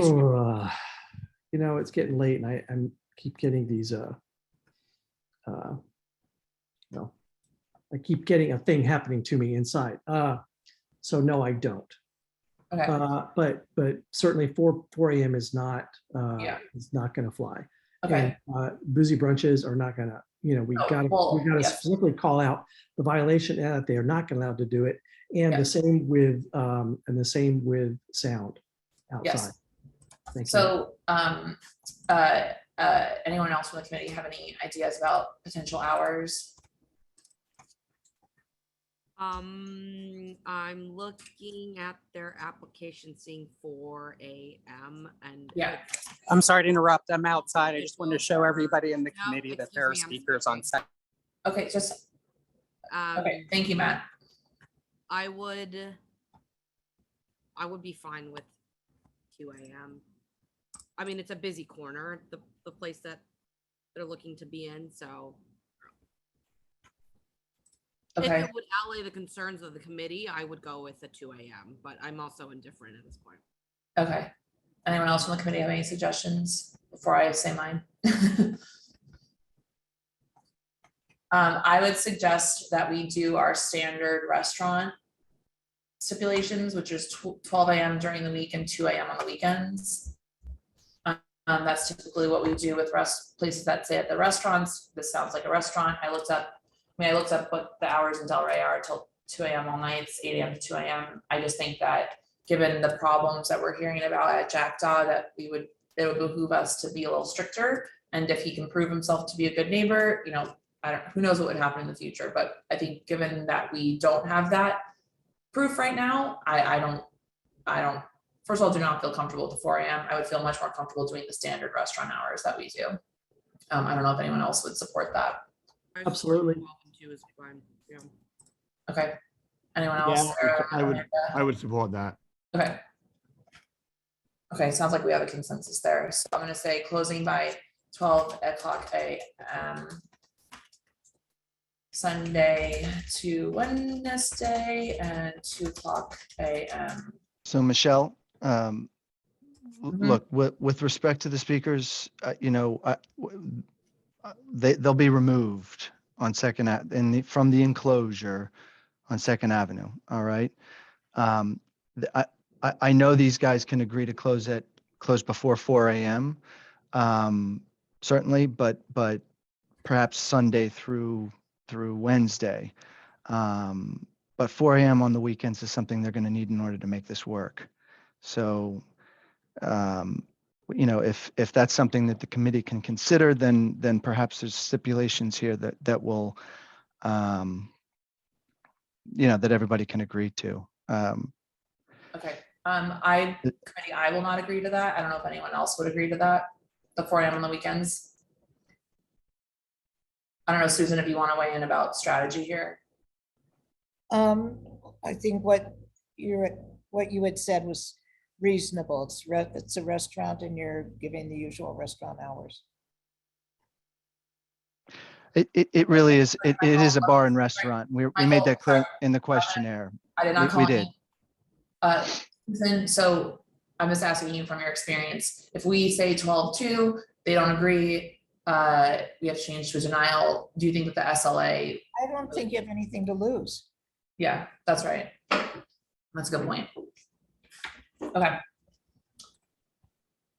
Excuse me. That's a great point. Okay. Committee, any other thoughts, comments, concerns?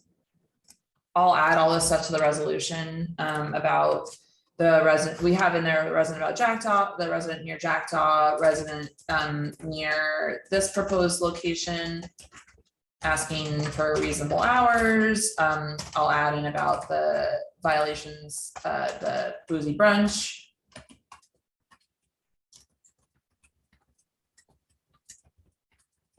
Anything else the committee wants to see in the resolution? The outdoor sound. Oh, that's already in there. Would the committee consider 2 a.m. 7 nights a week? It's not a 2 a.m. area, I don't think that much during the week. I know that these gentlemen are able to agree to that if that's something that the committee can consider. Look, the questionnaire was put in as a bar and restaurant. They're being transparent about that. You know, they operate a bar, they operate a restaurant, and it's going to offer a full menu, and that full menu is going to be offered from lunch at a minimum until closing. But they are going to do a late trade, and that's something that they're telling you now. So, midnight is just not something that's going to work. And then, so we're trying to compromise. If that's something that, Michelle, you could consider, I think that might get us there. Okay, thanks. David, go ahead. Tell it to the SLA. Okay, so I guess David's We're not going to compromise here. I'm not going to. We're going to ask for this, and we'll see if the SLA, gives it to us. I think we need it for the community, and that's what I'm going to hold to. Anyone else from the committee have anything to say about 2 a.m.? Yeah, I would just say it's not like a personal thing. It's not even relevant to this, it's not like directly something about this application. I think the 12 and the 2 is something we use standard for restaurants. And so I would think about it as like, that's just what we're doing because that's what we do for all restaurants. And we don't see why this application would be an exception to that. But we were submitted as a bar restaurant. You're not a restaurant. It most certainly is. It's a bar restaurant. What I'm saying is that you're not a restaurant, you're a bar restaurant. I mean, I'm just going to say that the application says I will operate a full service restaurant, specifically an American fusion restaurant with a kitchen open and serving food during all hours of operation. The word bar does not appear on here. So. But clearly with requesting 4 a.m. hours, there's nothing nefarious about that, Michelle. We were clearly asking for a 4 a.m. closing because we are a bar. I mean, they're doing a late trade. They were forthright about that. Okay, thank you. I understand that, but I'm just gonna say this, like, we do the boozy brunch thing for a very specific reason, and it's for the reasons that Matt was describing, which is that it creates problems in our neighborhood. And the fact that the applicant is knowingly doing that, despite clearly being a pretty experienced operator, 10 places, including one here. I mean, that's deeply concerning to us, and that's why we're doing this. So I'm going to keep this committee discussion only. It's already 9:45. We have one more to do already still. So is there anyone from the committee that wants to make a motion to adopt the 2 a.m. hours all nights instead of the 12-2 that we already agreed on? Motion to adopt. Okay, is there a second? Sorry, this is 12 a.m. and No, 2 a.m. all nights. 2 a.m. all nights. Oh. I'm closing it to the committee. Okay, all right, so it seems like we're in agreement. I mean, is there anyone that is opposed to the 12 a.m. weeknights, 2 a.m. weekends from the committee? Just shout if you are against that or want to propose something else. Okay. Anyone else from the committee that have any questions, comments, or concerns about this application?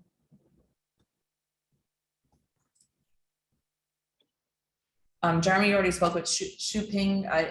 Do you want to speak? Oh, yes. I live right above BBQ restaurant, and I know they don't have effective soundproof system installed on their ceiling. So I wonder if these people, the new people, will have the speakers to play the music. When the music is just sometimes when it's only slightly louder, I cannot sleep basically. So I wonder how, if they say earlier they said they only have the acoustic guitar that will stop playing at 9 p.m. But do they have other music, in other form? They're asking for just ambient background music, and they've committed to soundproofing in consultation with the sound engineer to ensure that sound is not audible in surrounding residences, which is our typical soundproofing step. Okay, that's great. I just if I hear any sound, I hope I can be able to contact them. They will be able to listen to me, cooperate with me. Sometimes I had some bad experience with the BBQB when I complained. They said, "Oh, that's low enough for you. It's your problem. You're too sensitive." I hope I will not get this kind of response. Okay, thank you. Thank you. Okay, David, go ahead. Yeah, so the one aspect that I really love about this is the acoustic guitar. Is it going to be unamplified acoustic guitar? Isn't that what acoustic is? Yeah, but often people say acoustic guitar because they mean it's not an electric guitar. Okay, so I'll say unamplified acoustic guitar. Yeah, but just added in there as an additional, and that's great. Thank you so much for doing that. I love guitar and live music generally if it's tame. Thanks, David. Okay, anyone else from the committee have any concerns?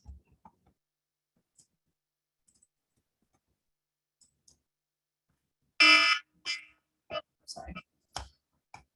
Okay, I'm gonna run through the stipulations committee, even though it sounds like the applicant probably won't sign them, but we still are going to send them to them if we pass them.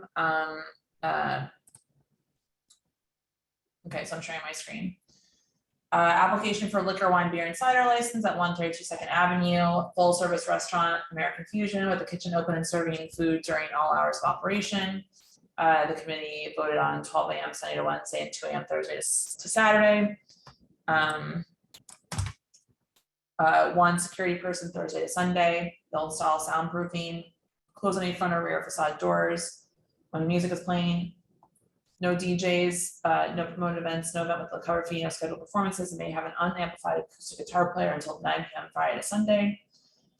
Uncheck that. They'll not participate in pub crawls, no unlimited drink specials, very important. We'll have happy hour and it will end by 7 p.m. No wait lines. Staff person responsible for ensuring no loitering.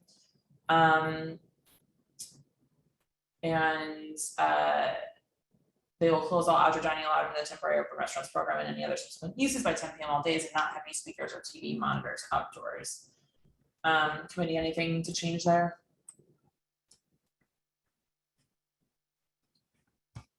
Okay.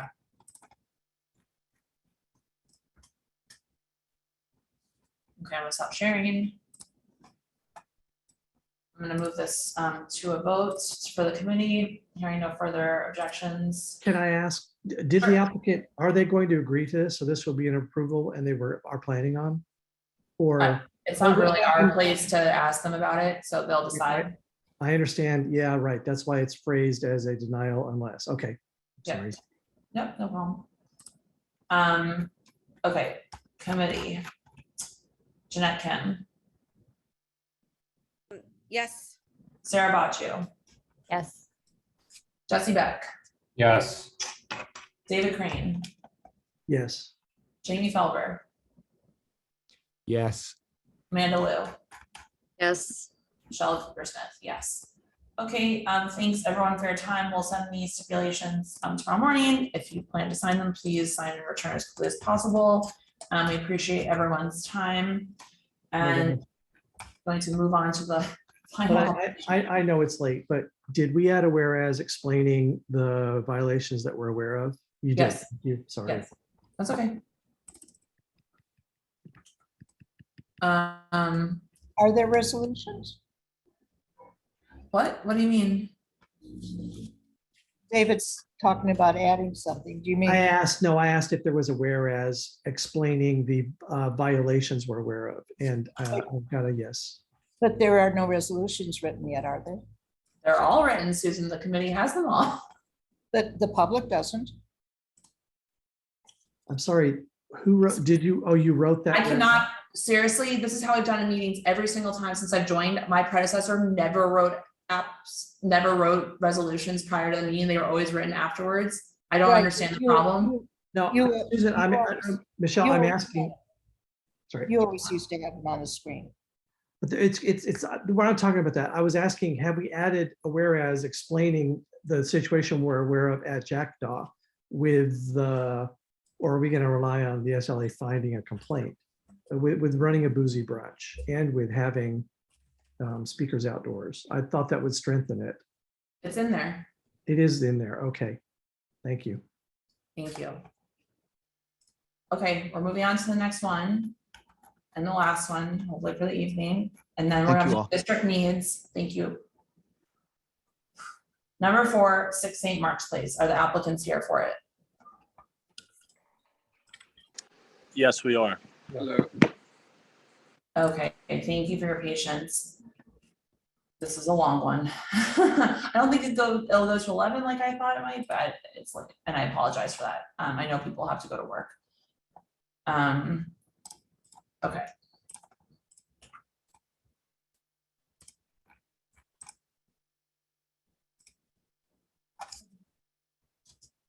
Okay, this is the application that was submitted to us for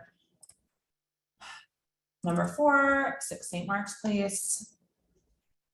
Committee, those of you who have been here, this is, I think, our 4th application that we're assessing for this spot somehow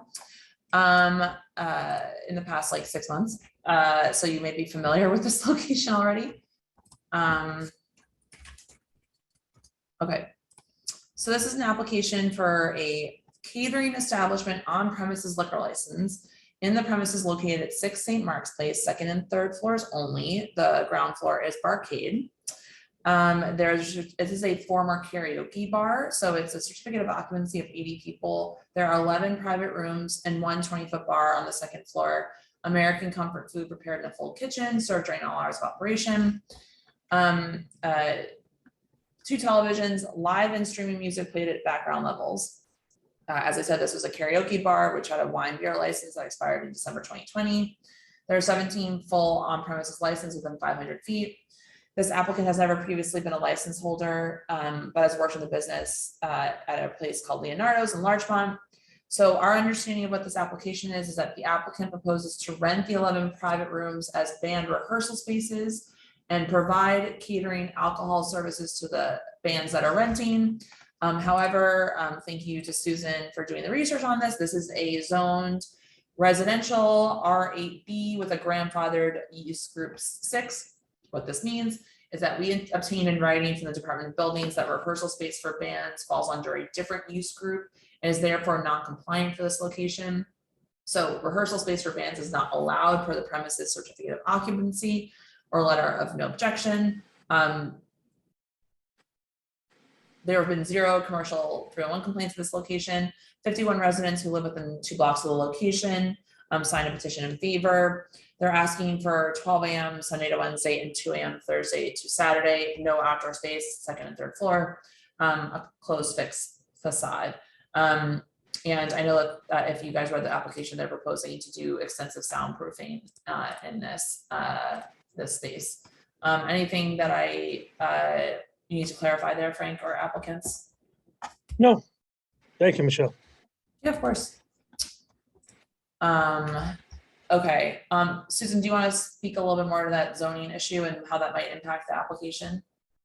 Sure. I don't think it'll impact a denial or approval of a liquor license because it's not an SLA issue. It's a Department of Buildings issue. We do have it in writing from Department of Buildings.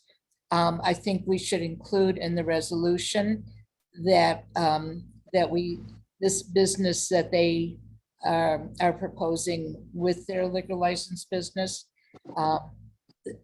is not compliant, and that we have that in writing and that they have been informed, and that we understand it's an issue that the community board would follow up with Department of Buildings, but they should definitely be aware of it. I don't know. Like I say, I think it won't impact the license. I don't know if the Department of Buildings SLA would put anything about it in the stipulation, since it would be against their certificate of occupancy, but I would just mention it. And guys, if I may, I'm sorry to interrupt, Susan. We are amending the C of O to a use group 9.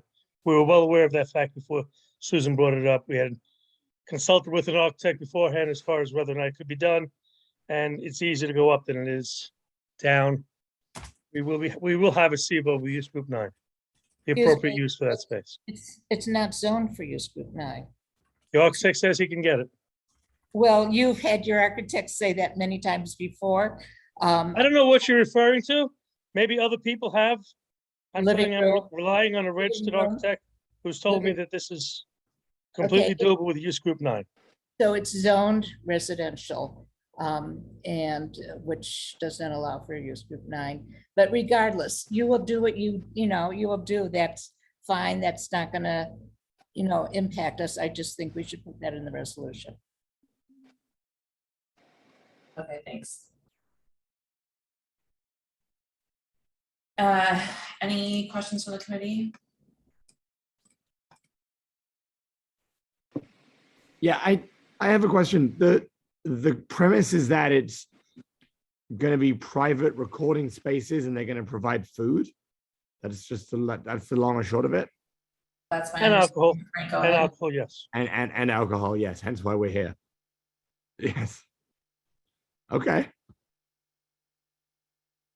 We're And it was putting a it karaoke, over, and it was a Sorry. karaoke bar before. yes, for years. Yeah, I mean, like building usage aside, I don't see any issue with this. We're putting it over $500,000 in soundproofing. As I explained to Michelle in an email, when a band records or a band rehearses, they can't hear, it's not possible for them to be able to do what they have to do if they're listening to a band in the next room. So it will follow that sound will not be escaping the building at all. It will be completely contained. Over $500,000 in soundproofing. Susan, go ahead. Yeah, I just want to say this, what you're dealing with, and I assume when you say you have no problem with it, it's the licensed business, which is perfectly fine. But it is the community board's obligation to follow up on zoning that's not compliant in the neighborhood. Of course. Okay, thanks. Anyone else from the committee have any questions? I have one question. I'm a little confused. Is the main purpose a karaoke bar and will generally be a karaoke bar? No. I just would say it was formerly a karaoke bar, so that's why it has those little rooms. So you'll like the patrons of this place will just go if they want to jam out. Like that's what this is for? It's a band rehearsal space. Like they'll book the space ahead of time. They're two different be- businesses. It wouldn't be patrons. I see, but you want to offer to the people. Okay. Exactly, right. So like the bands that book the space could order a bucket of beer, I guess, and like a plate of sandwiches, whatever, something like that. The beauty of this operation is that it opens only for booked events, as you know. There'll be no lines on the street or anything like that because only the people who have booked the rooms will come in and out. There's no crowding or anything like that.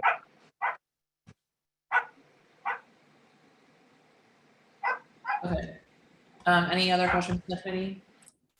Sorry, another question. Are there other places in our community like this, or is this the first of its kind in CB?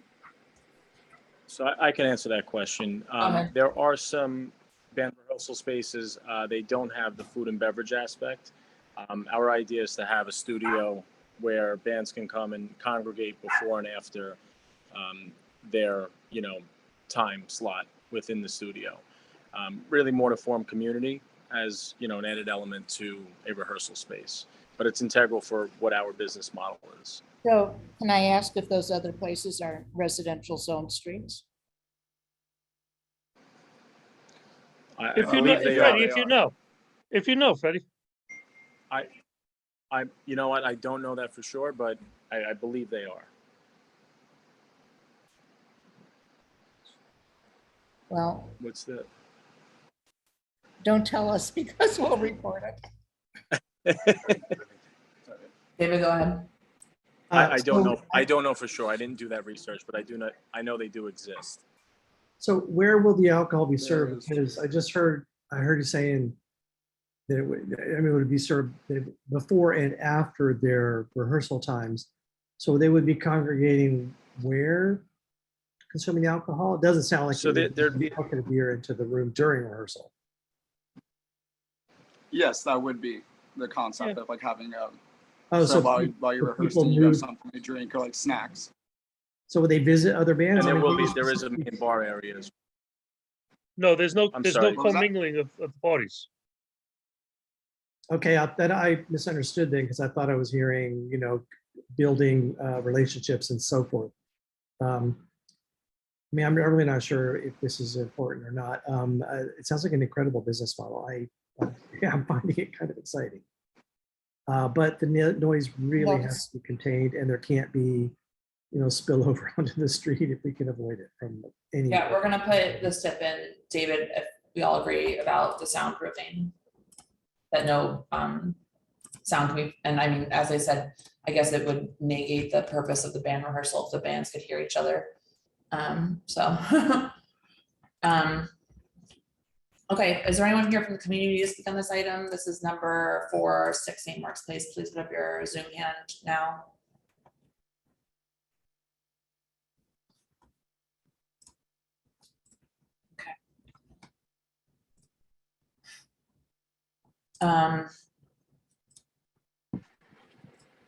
Okay.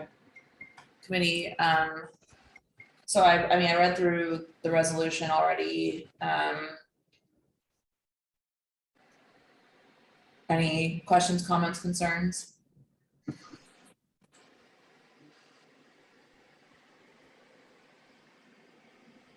Okay. I'm gonna share the SIPs form.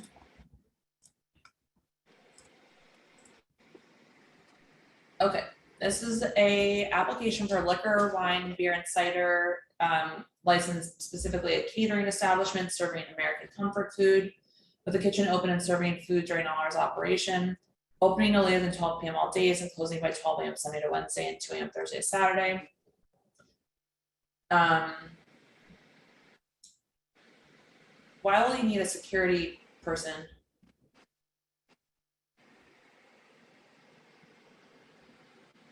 I'm sorry, what was that? You asked, you said that you needed a security person based on event. What type of events? It's not events per se, but there has to be someone who's patrolling the common area to make sure that there are never any issues. It has to be. Okay. You just can't, Okay, so I'm just gonna take away this part and say as needed. Yeah, based on there's no, yeah, the events aren't gonna change. There's only X number of people per room. But I worry for the common areas. That's why the security's there. Okay. I will install soundproofing in consultation with the sound engineer to ensure that no sound is heard in the surrounding residences. You'll have a closed fixed facade. No DJs, no promoted events, no event with a cover fee, no scheduled performances. No party buses or pub crawls, no unlimited drink specials, including boozy brunches with food, no happy hour, no wait lines. Staff person responsible for ensuring no loitering. As we talked about, they'll play recorded music and live music. Live music can be up to 11 bands of up to 4 instruments, each playing in the private rooms that will not be audible outside the premises. Does that all look right, Frank? Freddie? This is basically our method of Yes. operation. Freddie, what do you think? Yes, that looks good. Okay, thank you for confirming. Committee, any questions, comments, concerns?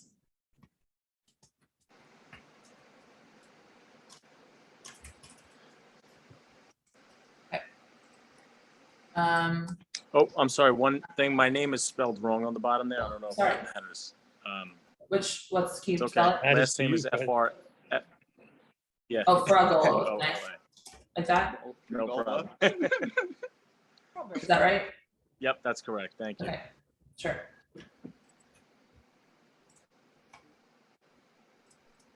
Okay, committee, this is our last application. All right, we're voting on number 4, 6 St. Mark's Place. Jeanette Kim, Yes. Sarah Baccio, Yes. Jesse Beck, Yes. David Crane, Yes. Jamie Felber, Yes. Amanda Liu, Yes. Michelle Cooper Smith. Yes. Okay, thanks for your time. We'll send you stipulations tomorrow. Please sign and return By Friday. by Friday. Have a nice month, everybody. Thank you. Thank you. Bye-bye. All right, committee, I apologize, we have to do district needs. Let me share my screen, but Susan, do you want to just give a quick rundown of what the plan is? Thank you. Sure. Sorry for those hearing it many days in a row. The district needs statement is our first step in our budget, in our budget process. Well, after this document in October, we will be voting on budget priorities, which will be 25 expense and 40 capital priorities. So this document is a planning document that assesses our unmet needs. And it is for fiscal year 24. So we have to think ahead to the year starting a year from now.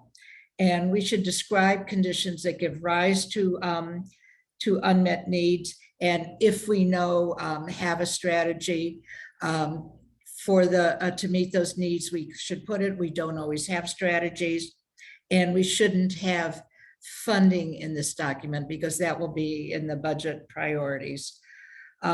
We try very hard to document everything because that gives it a lot of weight and make sure that what we're saying is true.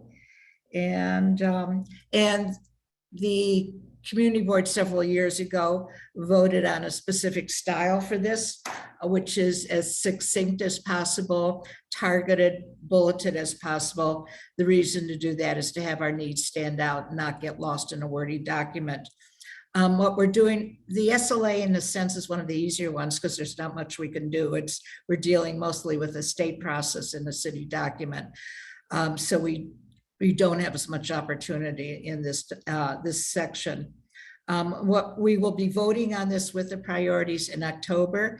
So tonight we're not voting on it and we don't have to worry about exact language. We want to make sure that everything's included that should be included, that things are removed that should be removed. The statistics have been updated. I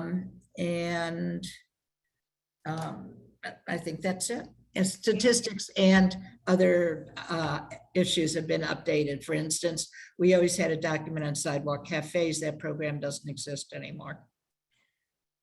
And I guess the last thing I'll say is not a policy document.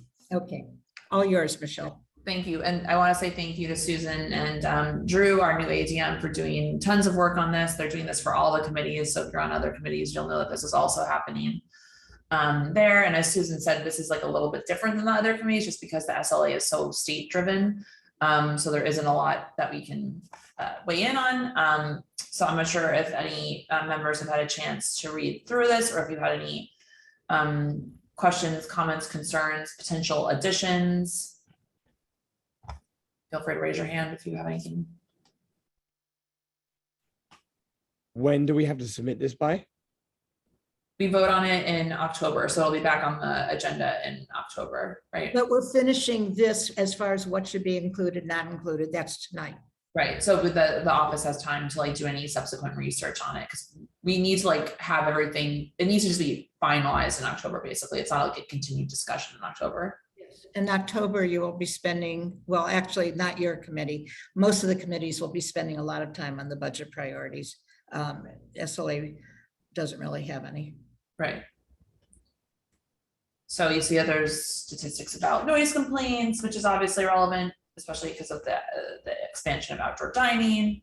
You know, the problems with the limited investigation tools that, you know, Susan talked about earlier, like the number of investigators that the SLA has. So that's, you know, this is, you'll see shorter than most of the other. The base document has been the same for years and years. Yeah. And I have noted where where there are citations, but we still have to add them in. Yes, thank you. So anyone from the committee have anything that they want to see in here that they don't want to see in here? I noticed that we have the statistics on how many noise complaints were made. Do we have like a percentage that were responded to? No. That could be included? No.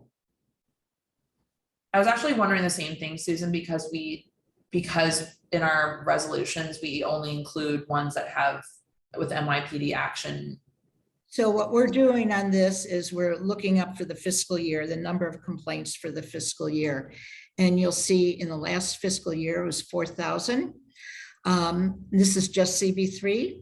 So if you want to, well, first of all, when we do it for for an application, we're going to the address. We're not looking up addresses. The only way you could know how many were responded to is if you looked up the address of every license in the district and then looked up the 311 complaints for them. I wouldn't say that actually. You couldn't you? Okay, never mind. I guess my only, if you can't do it, that's fine. I guess my only point was if the calls have gone up and the police rate of response has gone down, then it's like a clear indicator that we need more police or we need more response. Well, we do need more police, and right, I just the police, no, so that's not an issue. The police are required to respond to everyone. They may respond 6 hours later, which makes it irrelevant, but they are not given the discretion of just responding or not responding. Okay, that makes sense. So that's different than what we do in the resolutions of like with Yes. action necessary. I see. Okay, but I understand your point, Jeanette, because it could help with the, yeah. Okay. Anyone else on the committee have any questions?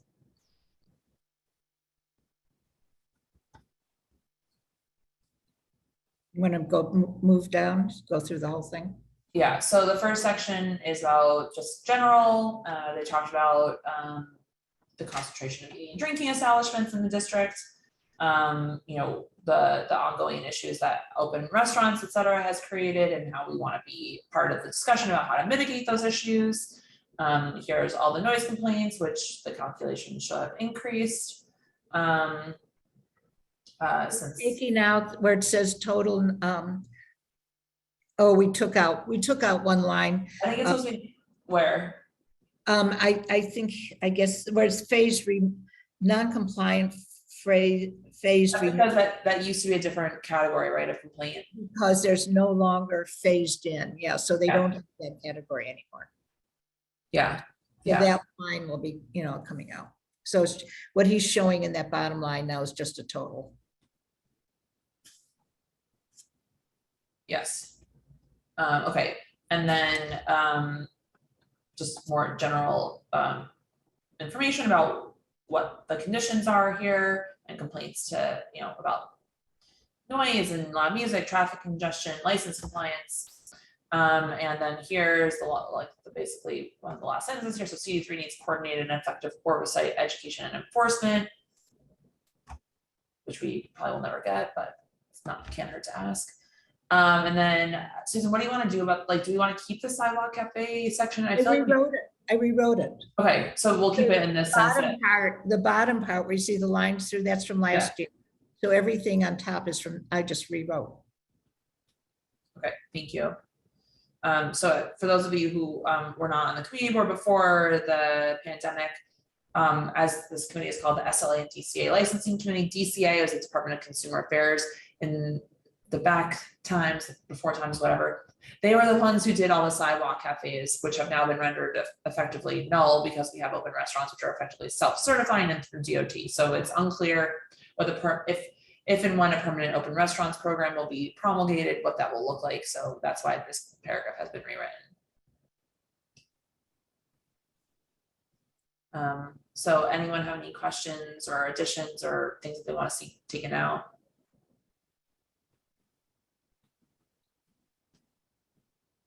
It might be worth noting some concentrations of these calls coming in, like noting that this is the most common complaint, and we also happen to get them at a higher volume at very specific spots that are problem spots. I don't know if that's relevant. So I'm just looking up the number for the year and the number of complaints in the year. No, I meant in the line about our most common complaint is blank. What does it say? It says our most common complaint is that we can't sleep tonight, and we tend to get these and we tend to get this complaint in certain areas. But the thing is, the areas we get complaints on don't coincide with where all the problems are, because below Houston Street, except for a few areas, people are not happy with the community board and they don't report complaints to the community board. Above Houston Street is a much different situation. So a lot of the community groups work closely with the community board and complain a lot. So the number of complaints to the community board don't coincide with problem areas. And to be honest, I'm not even sure how that would be particularly helpful. What about 311 complaints? Is there a possible way to do it that way, Susan? That is, the noise commercial complaints are 311 complaints. And is there a way for us to tie that to say that they're concentrated where we know that the 500 rule is being ignored? No? You could spend hours, yes, if you spend Hours, okay, I understand. about 30 hours going into that, yes, and again. Never mind. Okay, thanks. Anyone else from the committee? Matt, sorry, Susan, was that you? No. No, sorry, I, just to quickly. Who is this? Oh, sorry, Amanda, sorry, someone else unmuted. Someone else unmuted, sorry. Go ahead, Amanda. I just have a quick question about like whether it's possible to add like a qualitative statement without having it be referenced to 311 calls. We're trying to make this, first of all, it's be very, very hard to do that. And we're trying to make this as documented as possible. We look at the number of complaints we have, if you go back up, look at the number and look at the increase. And doesn't that really convey the problem? Yeah, I think that people are just saying that, is there any utility in trying to figure out particular locations to support, to bolster our arguments, you know, about the denials? That's what I think, you know, and it seems like it would be difficult to do. It's not about denials. That's not what this is. I mean, this isn't going to go to the SLA and have any relation to denials. I see. But you can just see how people are thinking that way because of the guidance that we referenced tonight. So which does go, and that's why it's a separate thing. It does go. And I think the issue is that it's really hard to wrap around what this document is and how it's used. And it's related, I think, actually, remember that David in transportation last night was pointing out it's very related to funding. So in most of the sections, you're going to see an unmet need, say homelessness on the street, and then that's going to be directly related to a budget issue, which we're going to ask for expense money for safe havens. That we don't have that opportunity in this section, so it makes it a little bit more difficult. Right, understood. I just want to chime in because I don't want to talk about Jackdaw. I want to talk about 311 calls. I've made multiple 311 calls. I actually spoke to Matt, sorry, I think that this is probably something that you should talk to Susan about separately offline. This is like a very specific discussion. Sorry. That's okay. If you shoot me an email. Okay, thank you, Susan. Anyone else from the committee have any questions or concerns, additions, deletions that they'd like to see? So what we'll do is we'll, tighten up the wording, put in the citations, and this will come back to you in October for the final vote with budget priorities. Okay, thank you. Thank you. Okay, all right. I'm gonna move this to a roll call vote to end the meeting. Because we did not vote on the last thing. So, all right. Michelle, present. Jeanette Kim. President, yes. Present, whatever the vote is. Sarah Bachu. Yeah, I can say yes. I'm confused if we're saying yes or present in the situation. David, I always forget. Something. Yeah, you're saying present or yes, or you're just acknowledging you're here in this case. This isn't actually a vote. This is a. Yeah, this is not like at full board, because at full board you vote on all the resolutions at the end. So that's a yes. This is a present. I know it's confusing, but good thing David's our parliamentarian and always on call. Right. Okay, so sorry, Sarah, go ahead. Okay, present. There you go. Jesse Beck. Present. David Crane. Here. Jamie Carver. Yeah. Present and leaving. Goodbye. Amanda Liu. Present. Paul Saros is absent. Amanda, am I saying your name right? It's misspelled, I think, in the vote sheet. It's LIU, right? Yeah, that's correct. Okay. Susan, it's misspelled in the vote sheet, so. Thank you. I'll let David know right now. Okay. Thank you. And the final vote.